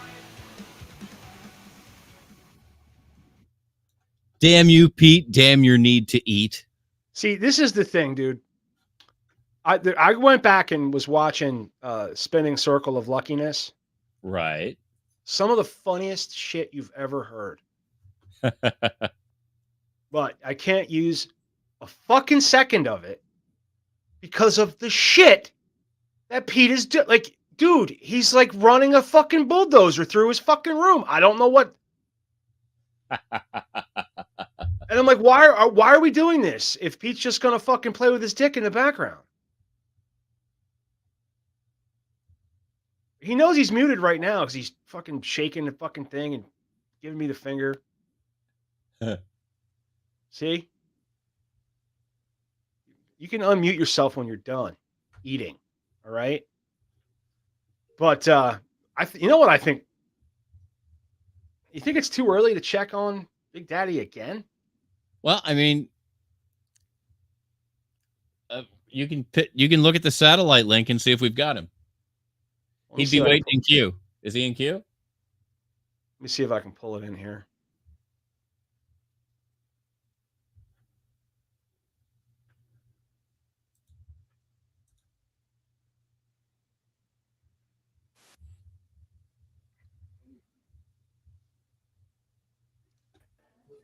But if you ask nicely, you can participate There he is. in surgeries. Who'd have thought? So I am gearing up to participate in a surgery in just a few minutes. Now, often, this is going to be I forget what exactly they called it, something vasectomy, and at the same time, we're going to do an umbilical hernia repair. I am shocked and definitely excited to participate in this. I'm going to proudly represent the virus. And quite frankly, I am 100% confident that this is going to go really well because I have absolutely no experience in performing surgery, but I have logged in over 100 hours playing operations as a child, and I made sure to sage the room coming in. I laid some salt think on that's the the thing. operating table just to, ward off evil spirits. He's putting his surgical Had a gown on. good balanced breakfast this morning. Maybe had a little weed this afternoon. Little weed. And I am certain that everything is going to be just Those gloves fine. came free with his toilet brush. All right. I will check back in a little bit. All right. Big Daddy's ready. Oh, wow. All right. Well, Big Daddy got into surgery. We'll check in with him a little bit later. I didn't realize he had over 100 hours logged playing Operation. You mean practicing operating with Operation? Right. Right. I mean, 100 hours, that's a lot. It's a significant amount, So, And you think of the main thing you do at work. Do you have 100 hours practicing that before you walk in? yeah.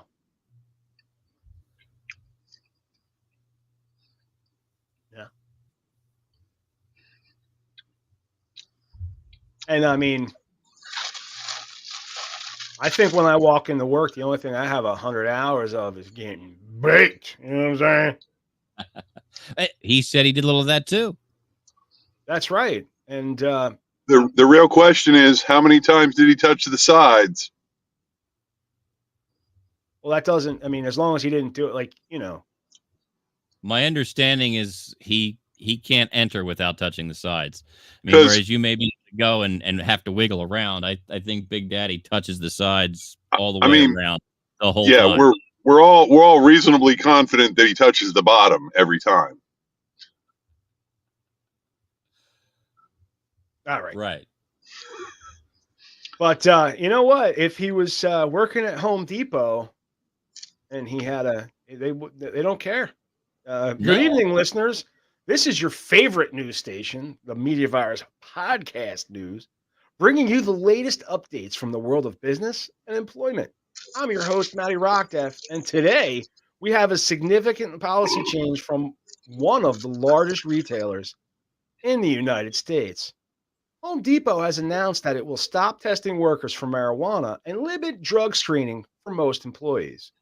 This change, set to take effect on September 1st, was revealed in an internal memo obtained by Marijuana Moment and then used by the Media Virus podcast. The memo states that the marijuana will be removed from all drug panels, including tests following workplace accidents, and in cases where there is reasonable suspicion of impairment. The policy shift means that pre-employment drug testing will only be conducted for external candidates with contingent offers in asset protection and corporate security. Employees regulated through the Federal Department of Transportation will be subjected to drug testing. Sorry, guys. Home Depot, which implies over 400,000 associates across more than 2,000 stores in the U.S., is one of the largest private companies to make this move. The decision aligns with the growing trend of companies reevaluating their drug testing policy in light of changing cannabis laws and social attitudes. The company stated that it continually evaluates the policy to remain competitive while complying with local, state, and federal laws. The change is expected to have significant impact on the hiring process and workplace environment at Home Depot. That is all for now. Stay tuned for more updates and stories that matter to you. This is your host, Matty Rockdeff, signing off. Have a great evening. That was That started out Jim Brewer and went like Wolfman Jack at the end. What do you mean? Jim Brewer. Not Dazed and Confused. He wasn't Dazed and Confused. No. He Jim was? Brewer wasn't Dazed and Confused. You sure? No, you're right. You're right. He was in. It was half. Was it half baked? Half baked. Half-baked. Like I said, Jim Brewer. That started out Jim Brewer, and definitely went like Wolfman. Well, I was trying to get progressively more pukey, Okay. and I think I accomplished that. I think you did that. Yeah. I was trying to just liven things up, you know. Yeah. But I mean, it does seem like a lot of companies are taking pot right off that. You know, it's not an obstacle to employment like it used to be, Well, I mean, honestly, they're running out of people to hire. right? And because They're running everybody's out of people who can pass that test to actually give the job to. Currently, there's a coworker who comes to work every day. Did you eat fucking peanut butter or something? No, Spit it I'm eating out beef for jerky. fuck's sake. I'm eating beef jerky. There's. Go ahead. Have. No, go ahead. No, tell the fucking story, Pete. He comes to Go on your work fucking every beef day. jerky, chew your He cud, comes and to tell the work. fucking story. He comes to work every day, severely baked, and efforts are being made to have him vacate his employment. Okay. Yeah, They're just trying to make it bad for him at this point. because they can't strictly use that as a reason. Is it not against company? And it, huh? Is it not against company policy? With the relaxed attitude towards cannabis these days, they don't want that to be their platform for his exit. You know, I listen to at night sometimes. They have podcasts. It's just 8 hours of a fan, right? And if you don't have a fan, you can put the fan sound on, right, and it'll help you go. White noise. Yeah. White noise. So I think we can enter that market. We'll just have Pete tell stories while eating fucking beef jerky. I couldn't not do it for the 200 episode. You know, we could just start a podcast. It's just Pete telling stories, and people we'll put it in the sleep aid section. Relaxation and sleep. You're gonna be mad when it makes a shit ton of money. You think I will? You think I would? But no. You're gonna be low key mad. You're gonna be like, doo counting all the money. Like, oh, I'm so mad at Pete. It's like I'm low key mad at Erica. Like, you know what I mean? What the fuck? We're hovering right above zero. No, I just want to let you know. I saw you doze off, and I was ready for it. I've got a number of different ways I could wake you up. Ooh.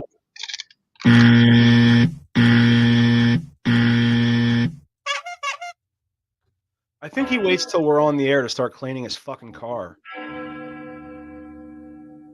All right. Well, let's get. You guys want to take the impossible quiz? You've got an impossible quiz?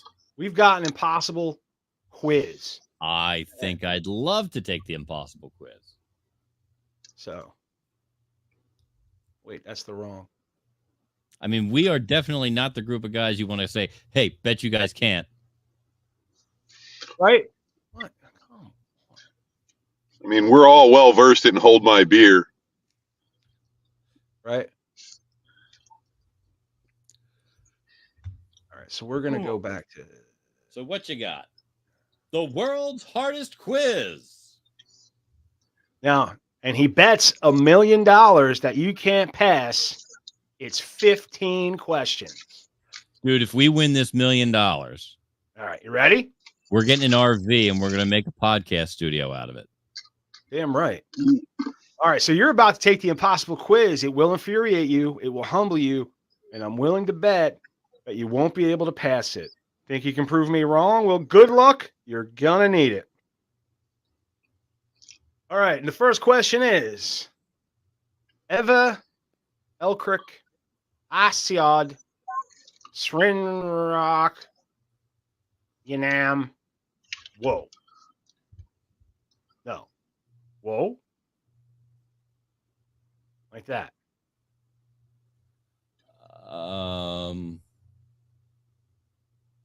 It's reversed. Okay. How many corners does a circle have? And that, well, it doesn't have any. So I guess that would be none. Lower Enoch. right. None. Lower right. Why is this All right. reversed? I don't know. It's the impossible quiz, Pete. Okay. Selleck's correct. The question was written backwards, so it actually reads, how many corners does a circle have? The true answer is none, which is Enon backwards. All right. All right, this says, click the right box. Now, it says it's this one. That was his. But that's a left box. Mm-hmm. That is true. You want to. So, which right box is it?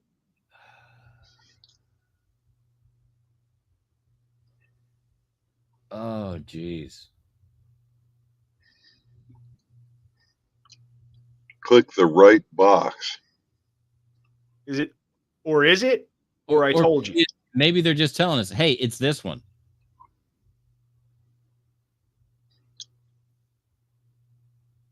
I'm going to go with I told you. Okay.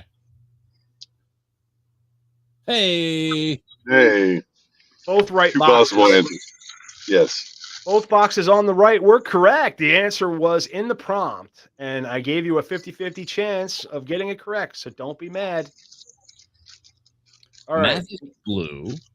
Reading is red. What color is science? Green. Green. Yeah. We all say green? I think green is the answer. Yep. Damn, dude, we're at 3 and we've answered them all right. It's green. You should know this. I mean, everybody knows that it's green. Sure. Okay. My breath. I just tried to hold my breath for as long as possible. How long did I last before needing to inhale? 37 seconds? 1 minute and 46 seconds? 1 minute and 23 seconds? Or 2 minutes and 2 seconds?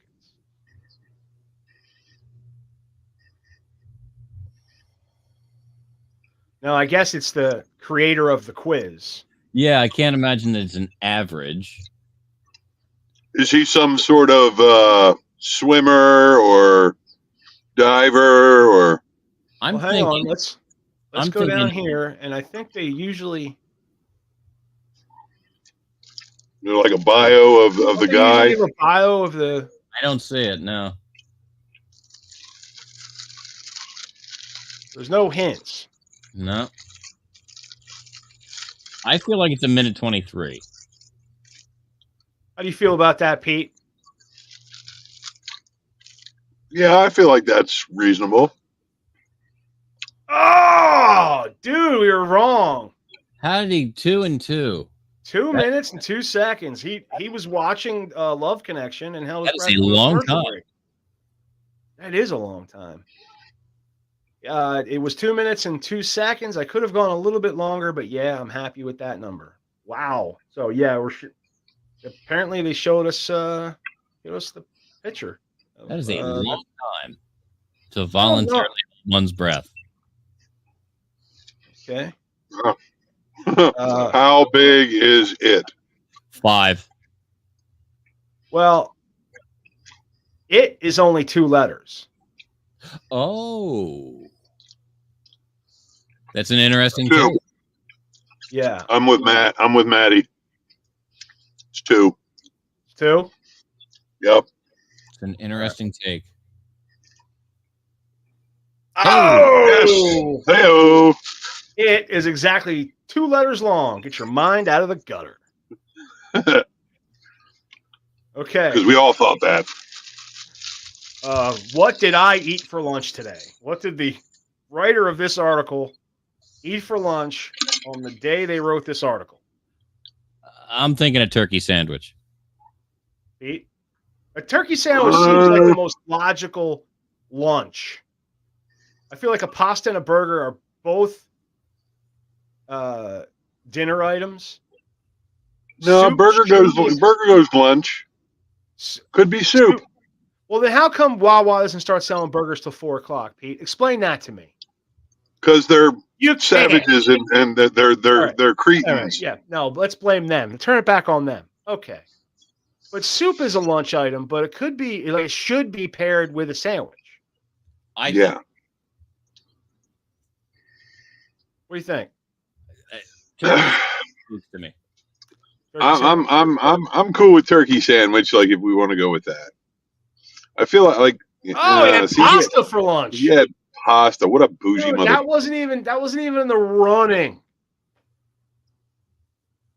It wasn't even in the running, dude. I completely eliminated pasta. Yeah. The fuck. All right.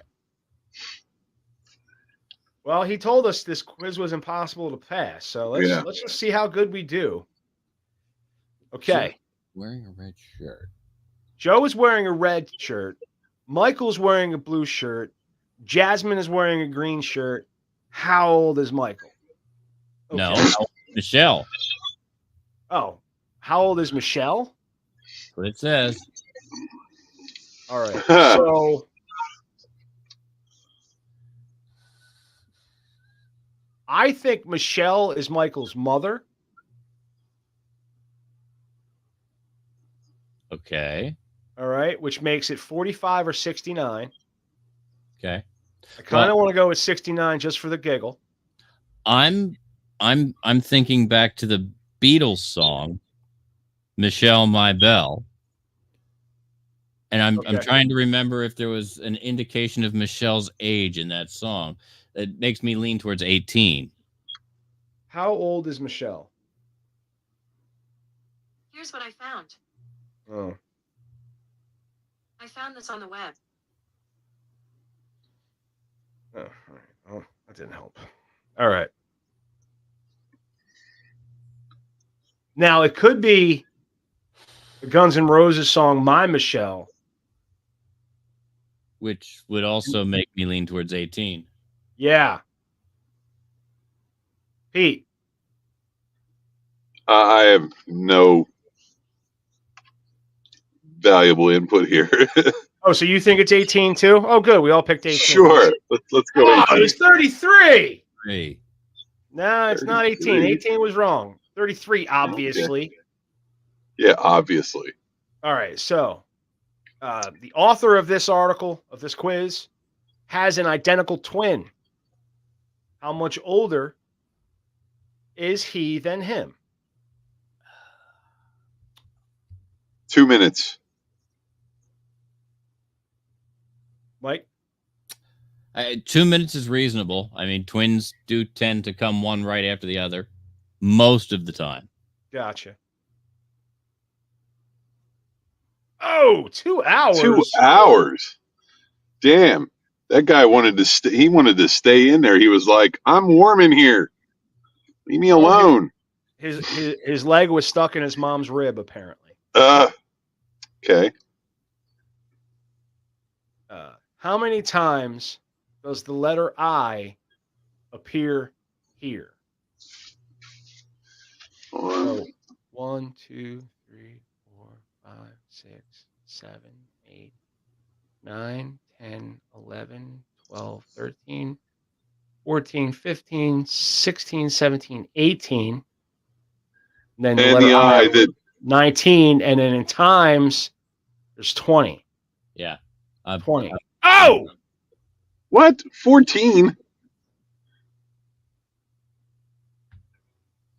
How does that even make sense? This guy is a fucking dick. This guy is. After the question mark, I included a pattern of 2 capital L's to 2 capital I's to 1 lowercase L, which was repeated 6 times. That means there is 12 I's in a row. But you can't forget about the 2 eyes in the question itself. That makes 14 total. I want to smack this guy Roll in the back up. fucking head. We'll look at it. You can actually see it. The width of some of the the eyes and the L's is different. And it's even in letter. Had we just taken a minute. Huh. Oh, we thought we were so smart counting the. Oh, you fucking dick! Oh, if I ever meet this guy in a dark alley, I swear to God, I'm kicking his ass. I'm going to We beat still him have with a sock we full still of have- quarters. All right.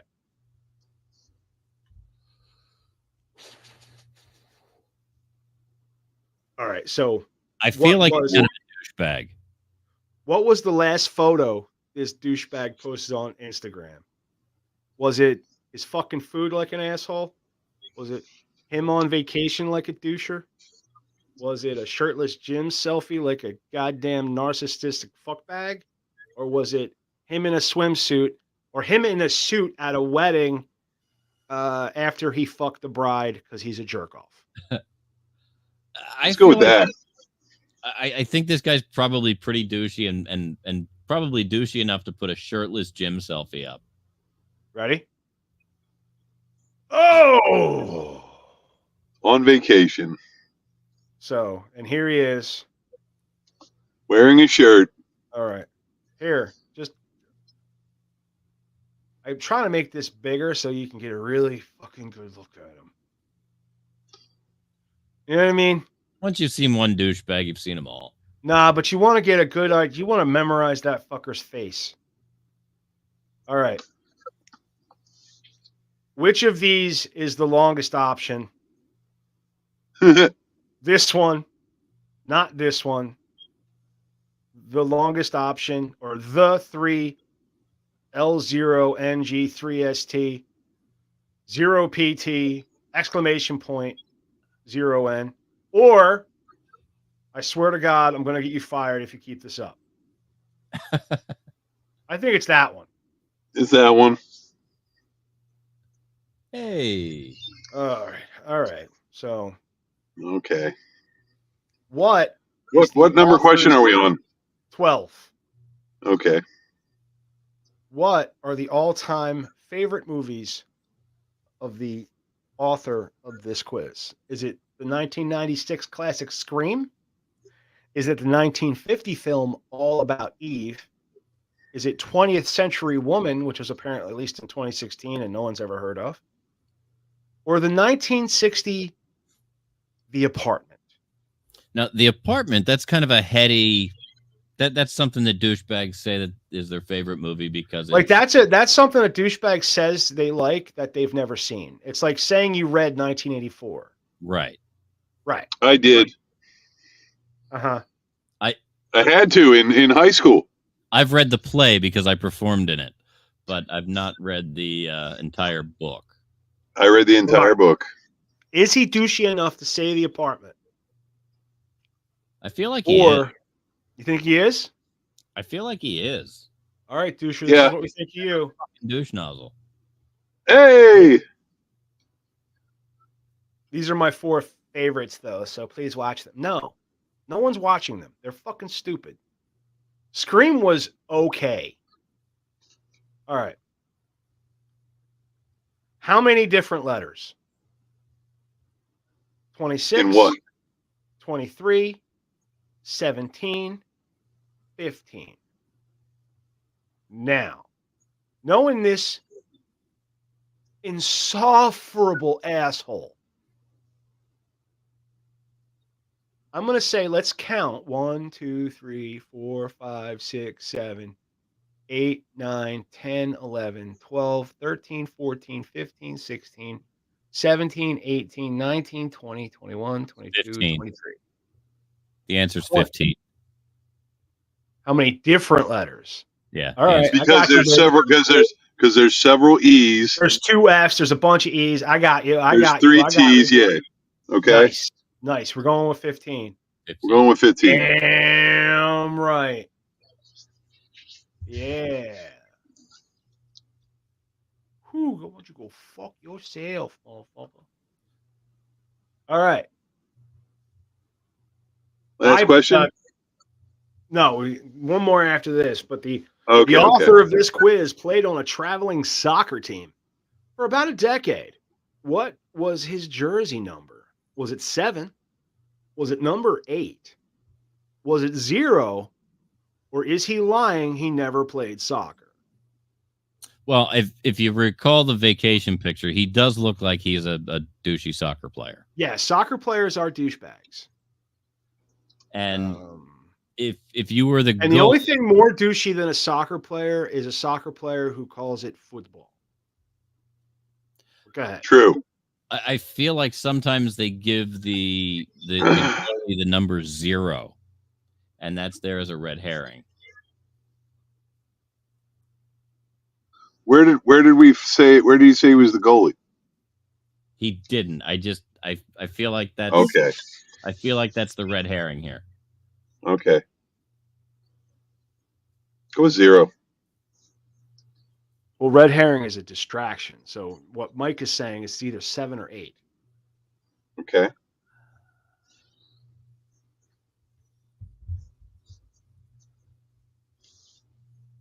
right. 7 would be too lucky.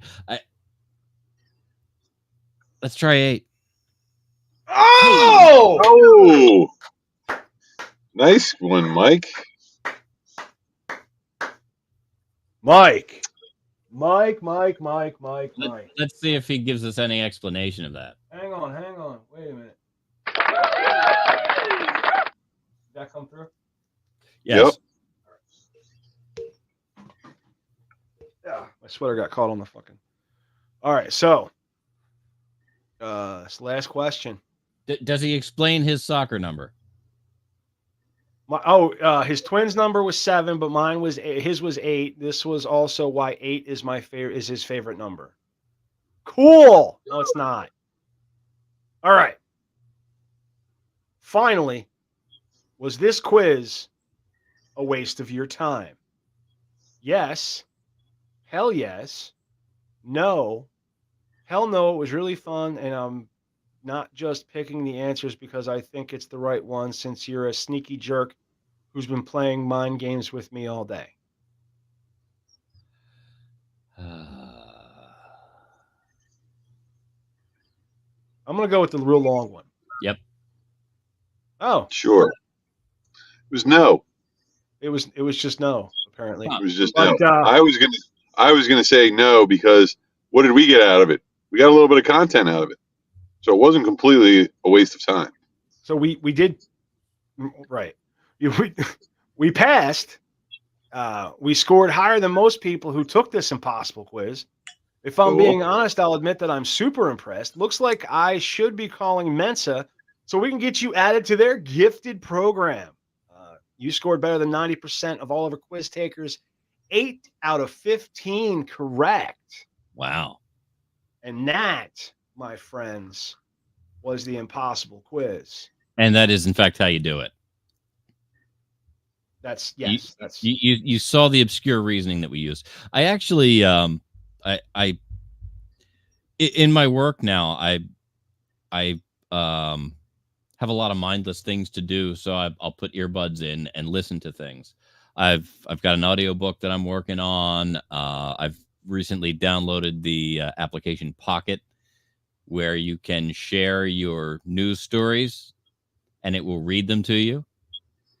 And one of the stories that I listened to was indicative of how you process information and how some people see things differently and process things differently. And it seems that people who tend to have attention deficits and certain certain qualities of creativity tend to process things differently. Yeah. And people in those people with those qualities tend not to be thrown by shocking or strange information that's injected into a series.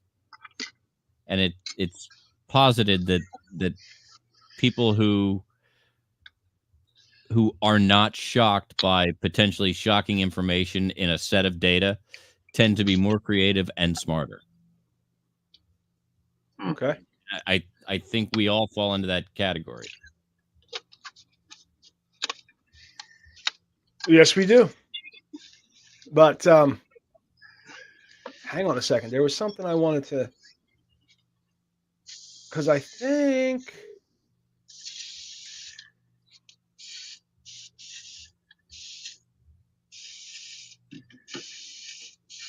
are you spray painting something? No, I was spraying some Febreze, Oh, Eat that much freshening up the car. eat that much beef jerky in your car, you got to spray some Febreze every now and again. Absolutely. A lot of protein going on in there.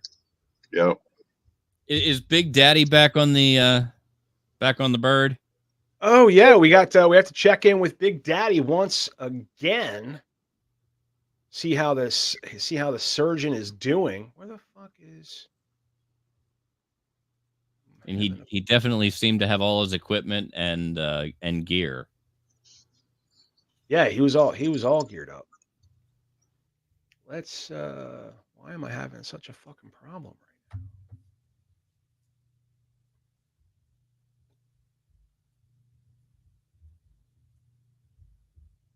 now? Oh, here it is.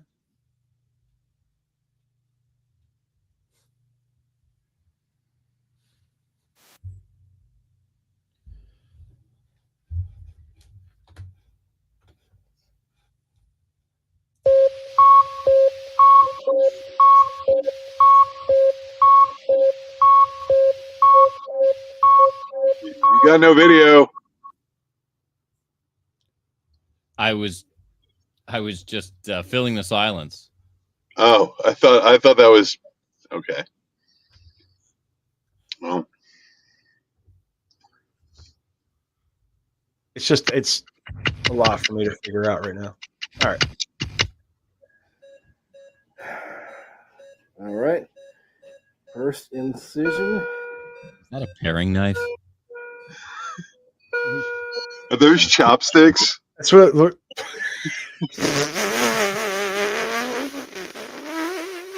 Oh boy. Okay. And let's begin. What the fuck? You pulled out a fucking Kabasi.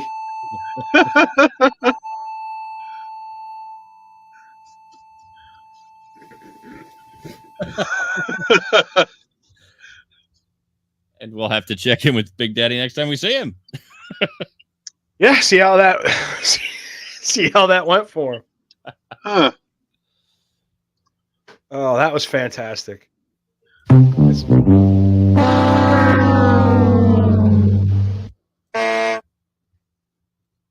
So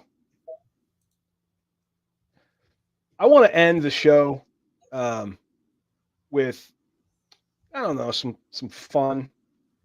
And so what I've just done is I have typed in tell me about the Media Virus podcast into Copilot. Okay. Okay. And I discovered something in Copilot that I enjoy. Did you? How does it compare to what we looked at last night when we were writing? It's just two different things. Okay. It gave me two different answers. I've been using this because I sign into it and I'm kind of familiar with it. I want to get to know that one, but it's just it works a little bit differently. Yeah. But Copilot does this.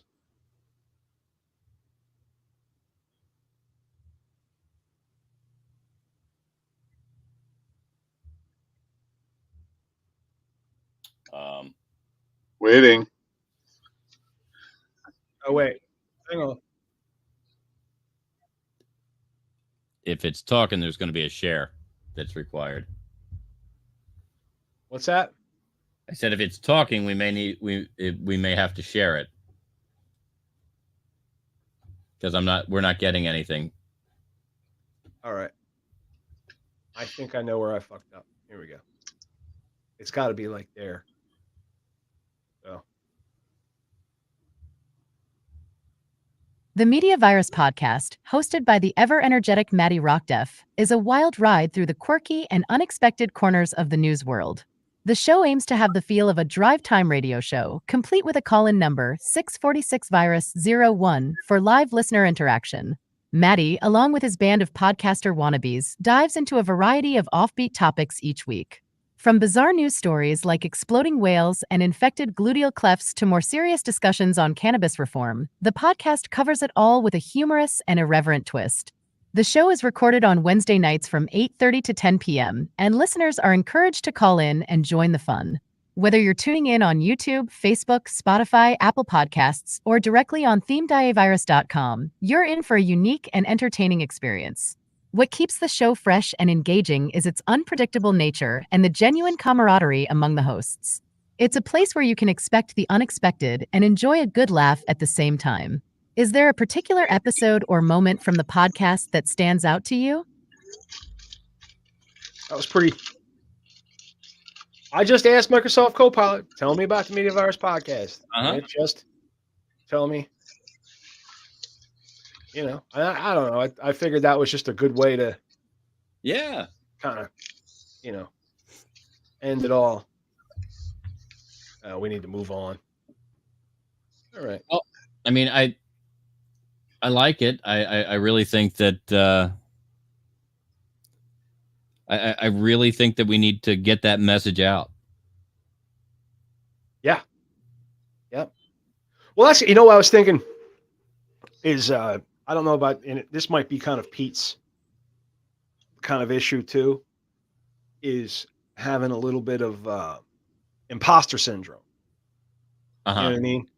Like, I do this, but you know, I shouldn't really be taken seriously at it for any reason.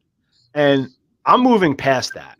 Absolutely. You know what I mean? Especially since I've taken up the reins of the pre-show work. Doesn't that really put you in a different headspace? It puts you in a different headspace because there's a lot of work that goes into this. Yeah. You know, and I think, you know, not to go into a production meeting, but having that production meeting the day before the show puts everybody on the fucking same page. Yep. And this show has gone real, like, dude,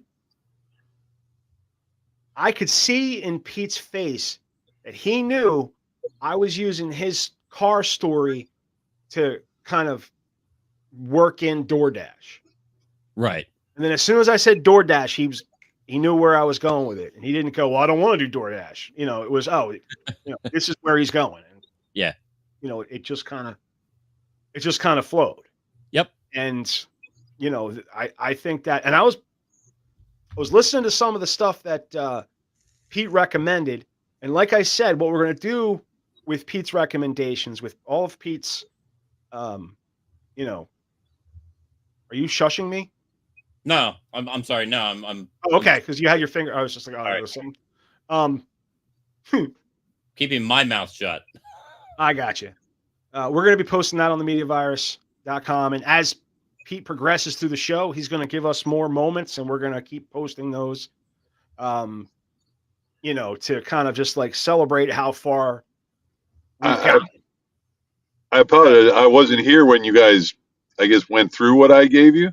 We didn't really go through it. I mentioned that you did it, and I mentioned some of the, like, I kind of just mentioned, because going back and I was, you know, playing clips of a podcast just kind of seems. No, we really want to let people do that on their own. Right, and that's what we came up with the idea of, like, posting a list.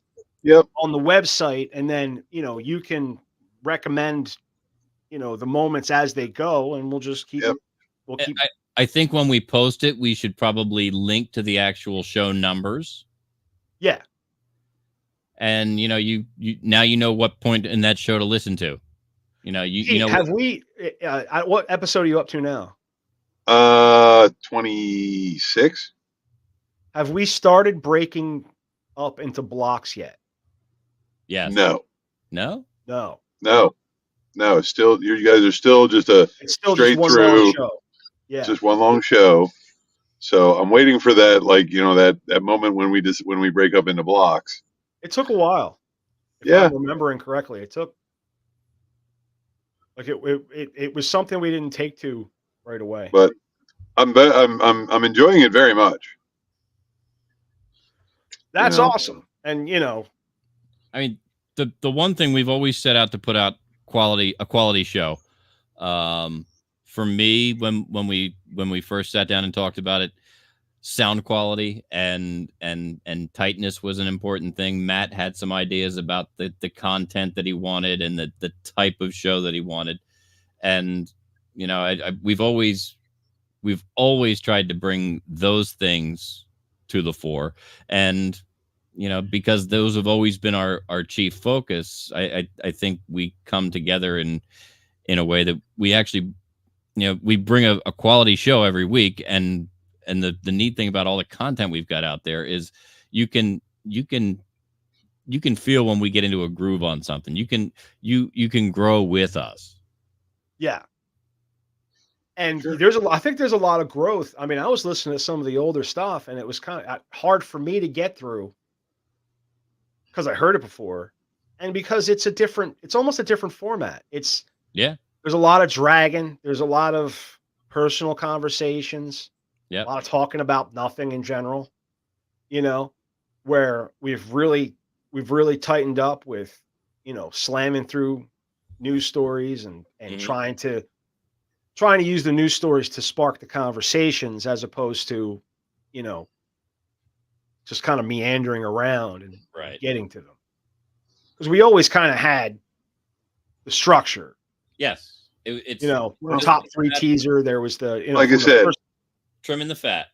yeah, I take back everything I said about Spotify that I didn't like it and whatever. I love it that like I pull it up and I pull up an episode and I start it. And I can get I when I shut the truck off, it automatically pauses it. I yeah, get back in the truck, I turn it on, and it goes right back where it was, and I just continue on, and it's a nice through the day thing for me right now. And you know what, man? know? Like the way you are consuming the show is the way I always perceive the show being consumed. Yes. Do you understand what I'm saying to you? You're in the Well, car. The way you listen to it is how I assumed people would listen to it. Well, I tell you, I've heard 93 that radio station's playlist. I'm not going to say their name because we don't want to give them free airtime. Fuck them. Um, I've listened to a particular radio station's playlist a billion times, and I really needed something different. And this is perfect. Like I always saw myself one day going back and listening to the stuff that I wasn't around for. To see where you guys kind of came from, and watch the or listen to the progression of how we got where we are now.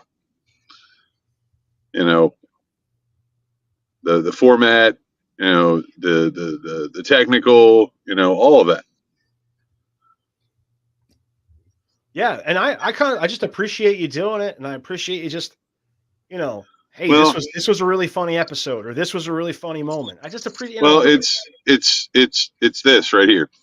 It's a pack of index cards, and I keep a pen with me all day long because why not? Because Where'd you get that? occasionally I got these at good old Five Below. They were like $1 a piece for a book of them, and got a little clip on it, so I clip it to my vest that I have, but I just throw it in the center console, and as I'm rolling along, like if I'm like, ooh, that's a great bit, I just reach over, I grab the pack, and I just I stop the podcast, Jot it down, or I look at the time signature of when that was, and then I just I write the time signature ish around it, yeah, and a little blurb of what it was there that that got my interest, or that made me giggle, or just, that was great, like. The one thing I had to go. I went and listened to everything that you turned in. Did you? Okay. And some of it, like we said, we've always strived to have great sound quality. Sometimes my sound quality wasn't fantastic, and I didn't even know it. And some of those Juliet episodes is like that. I guess that's the mini mic. Could be.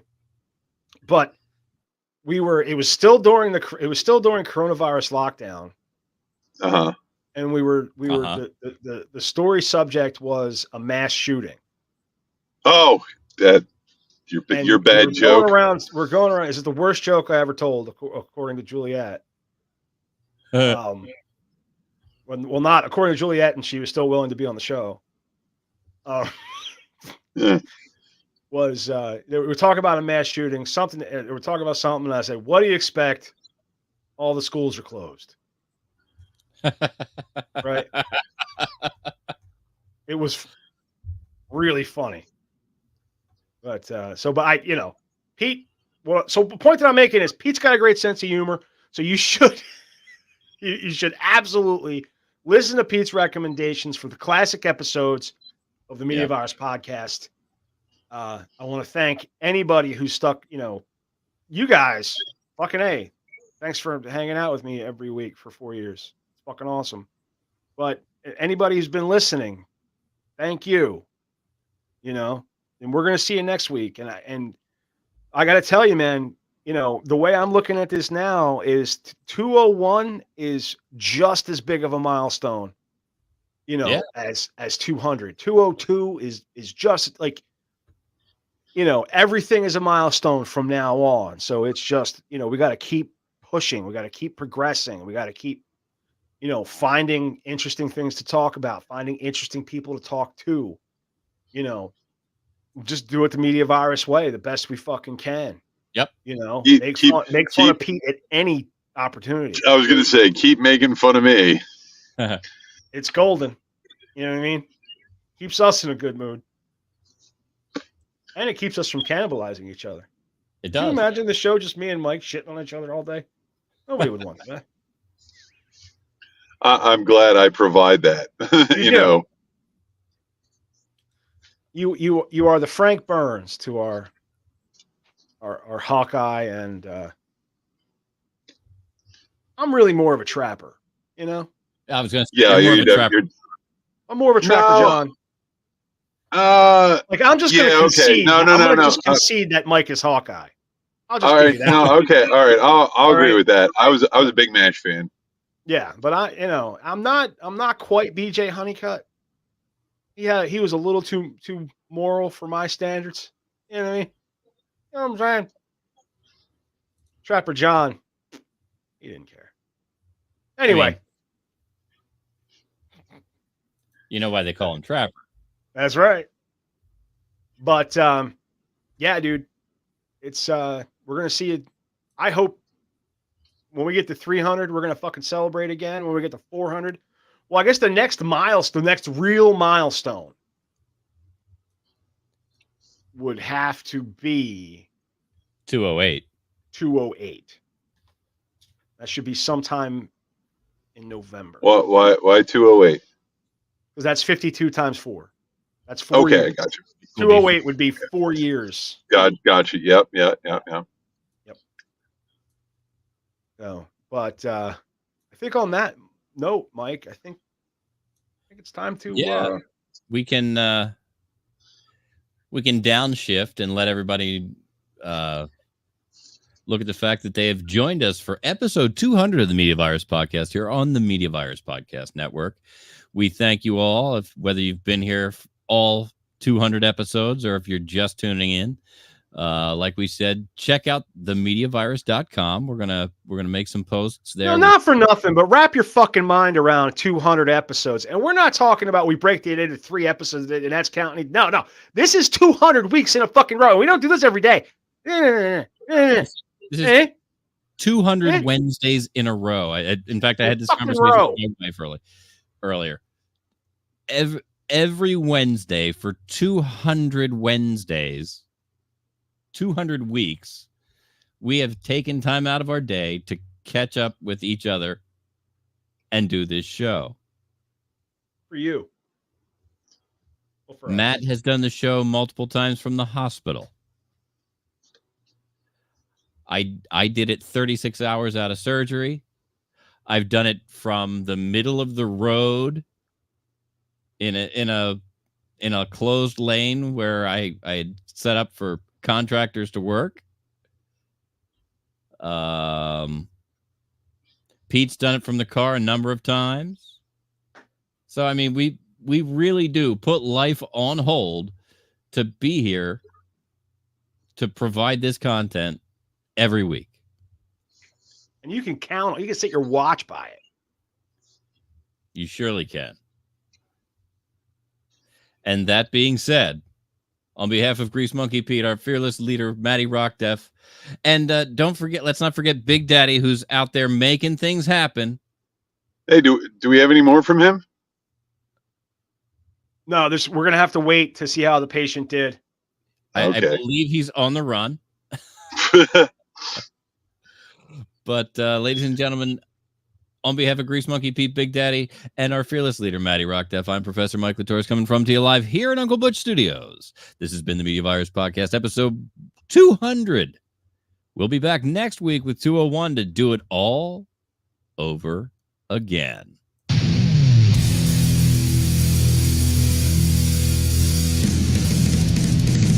Damn, Big Daddy.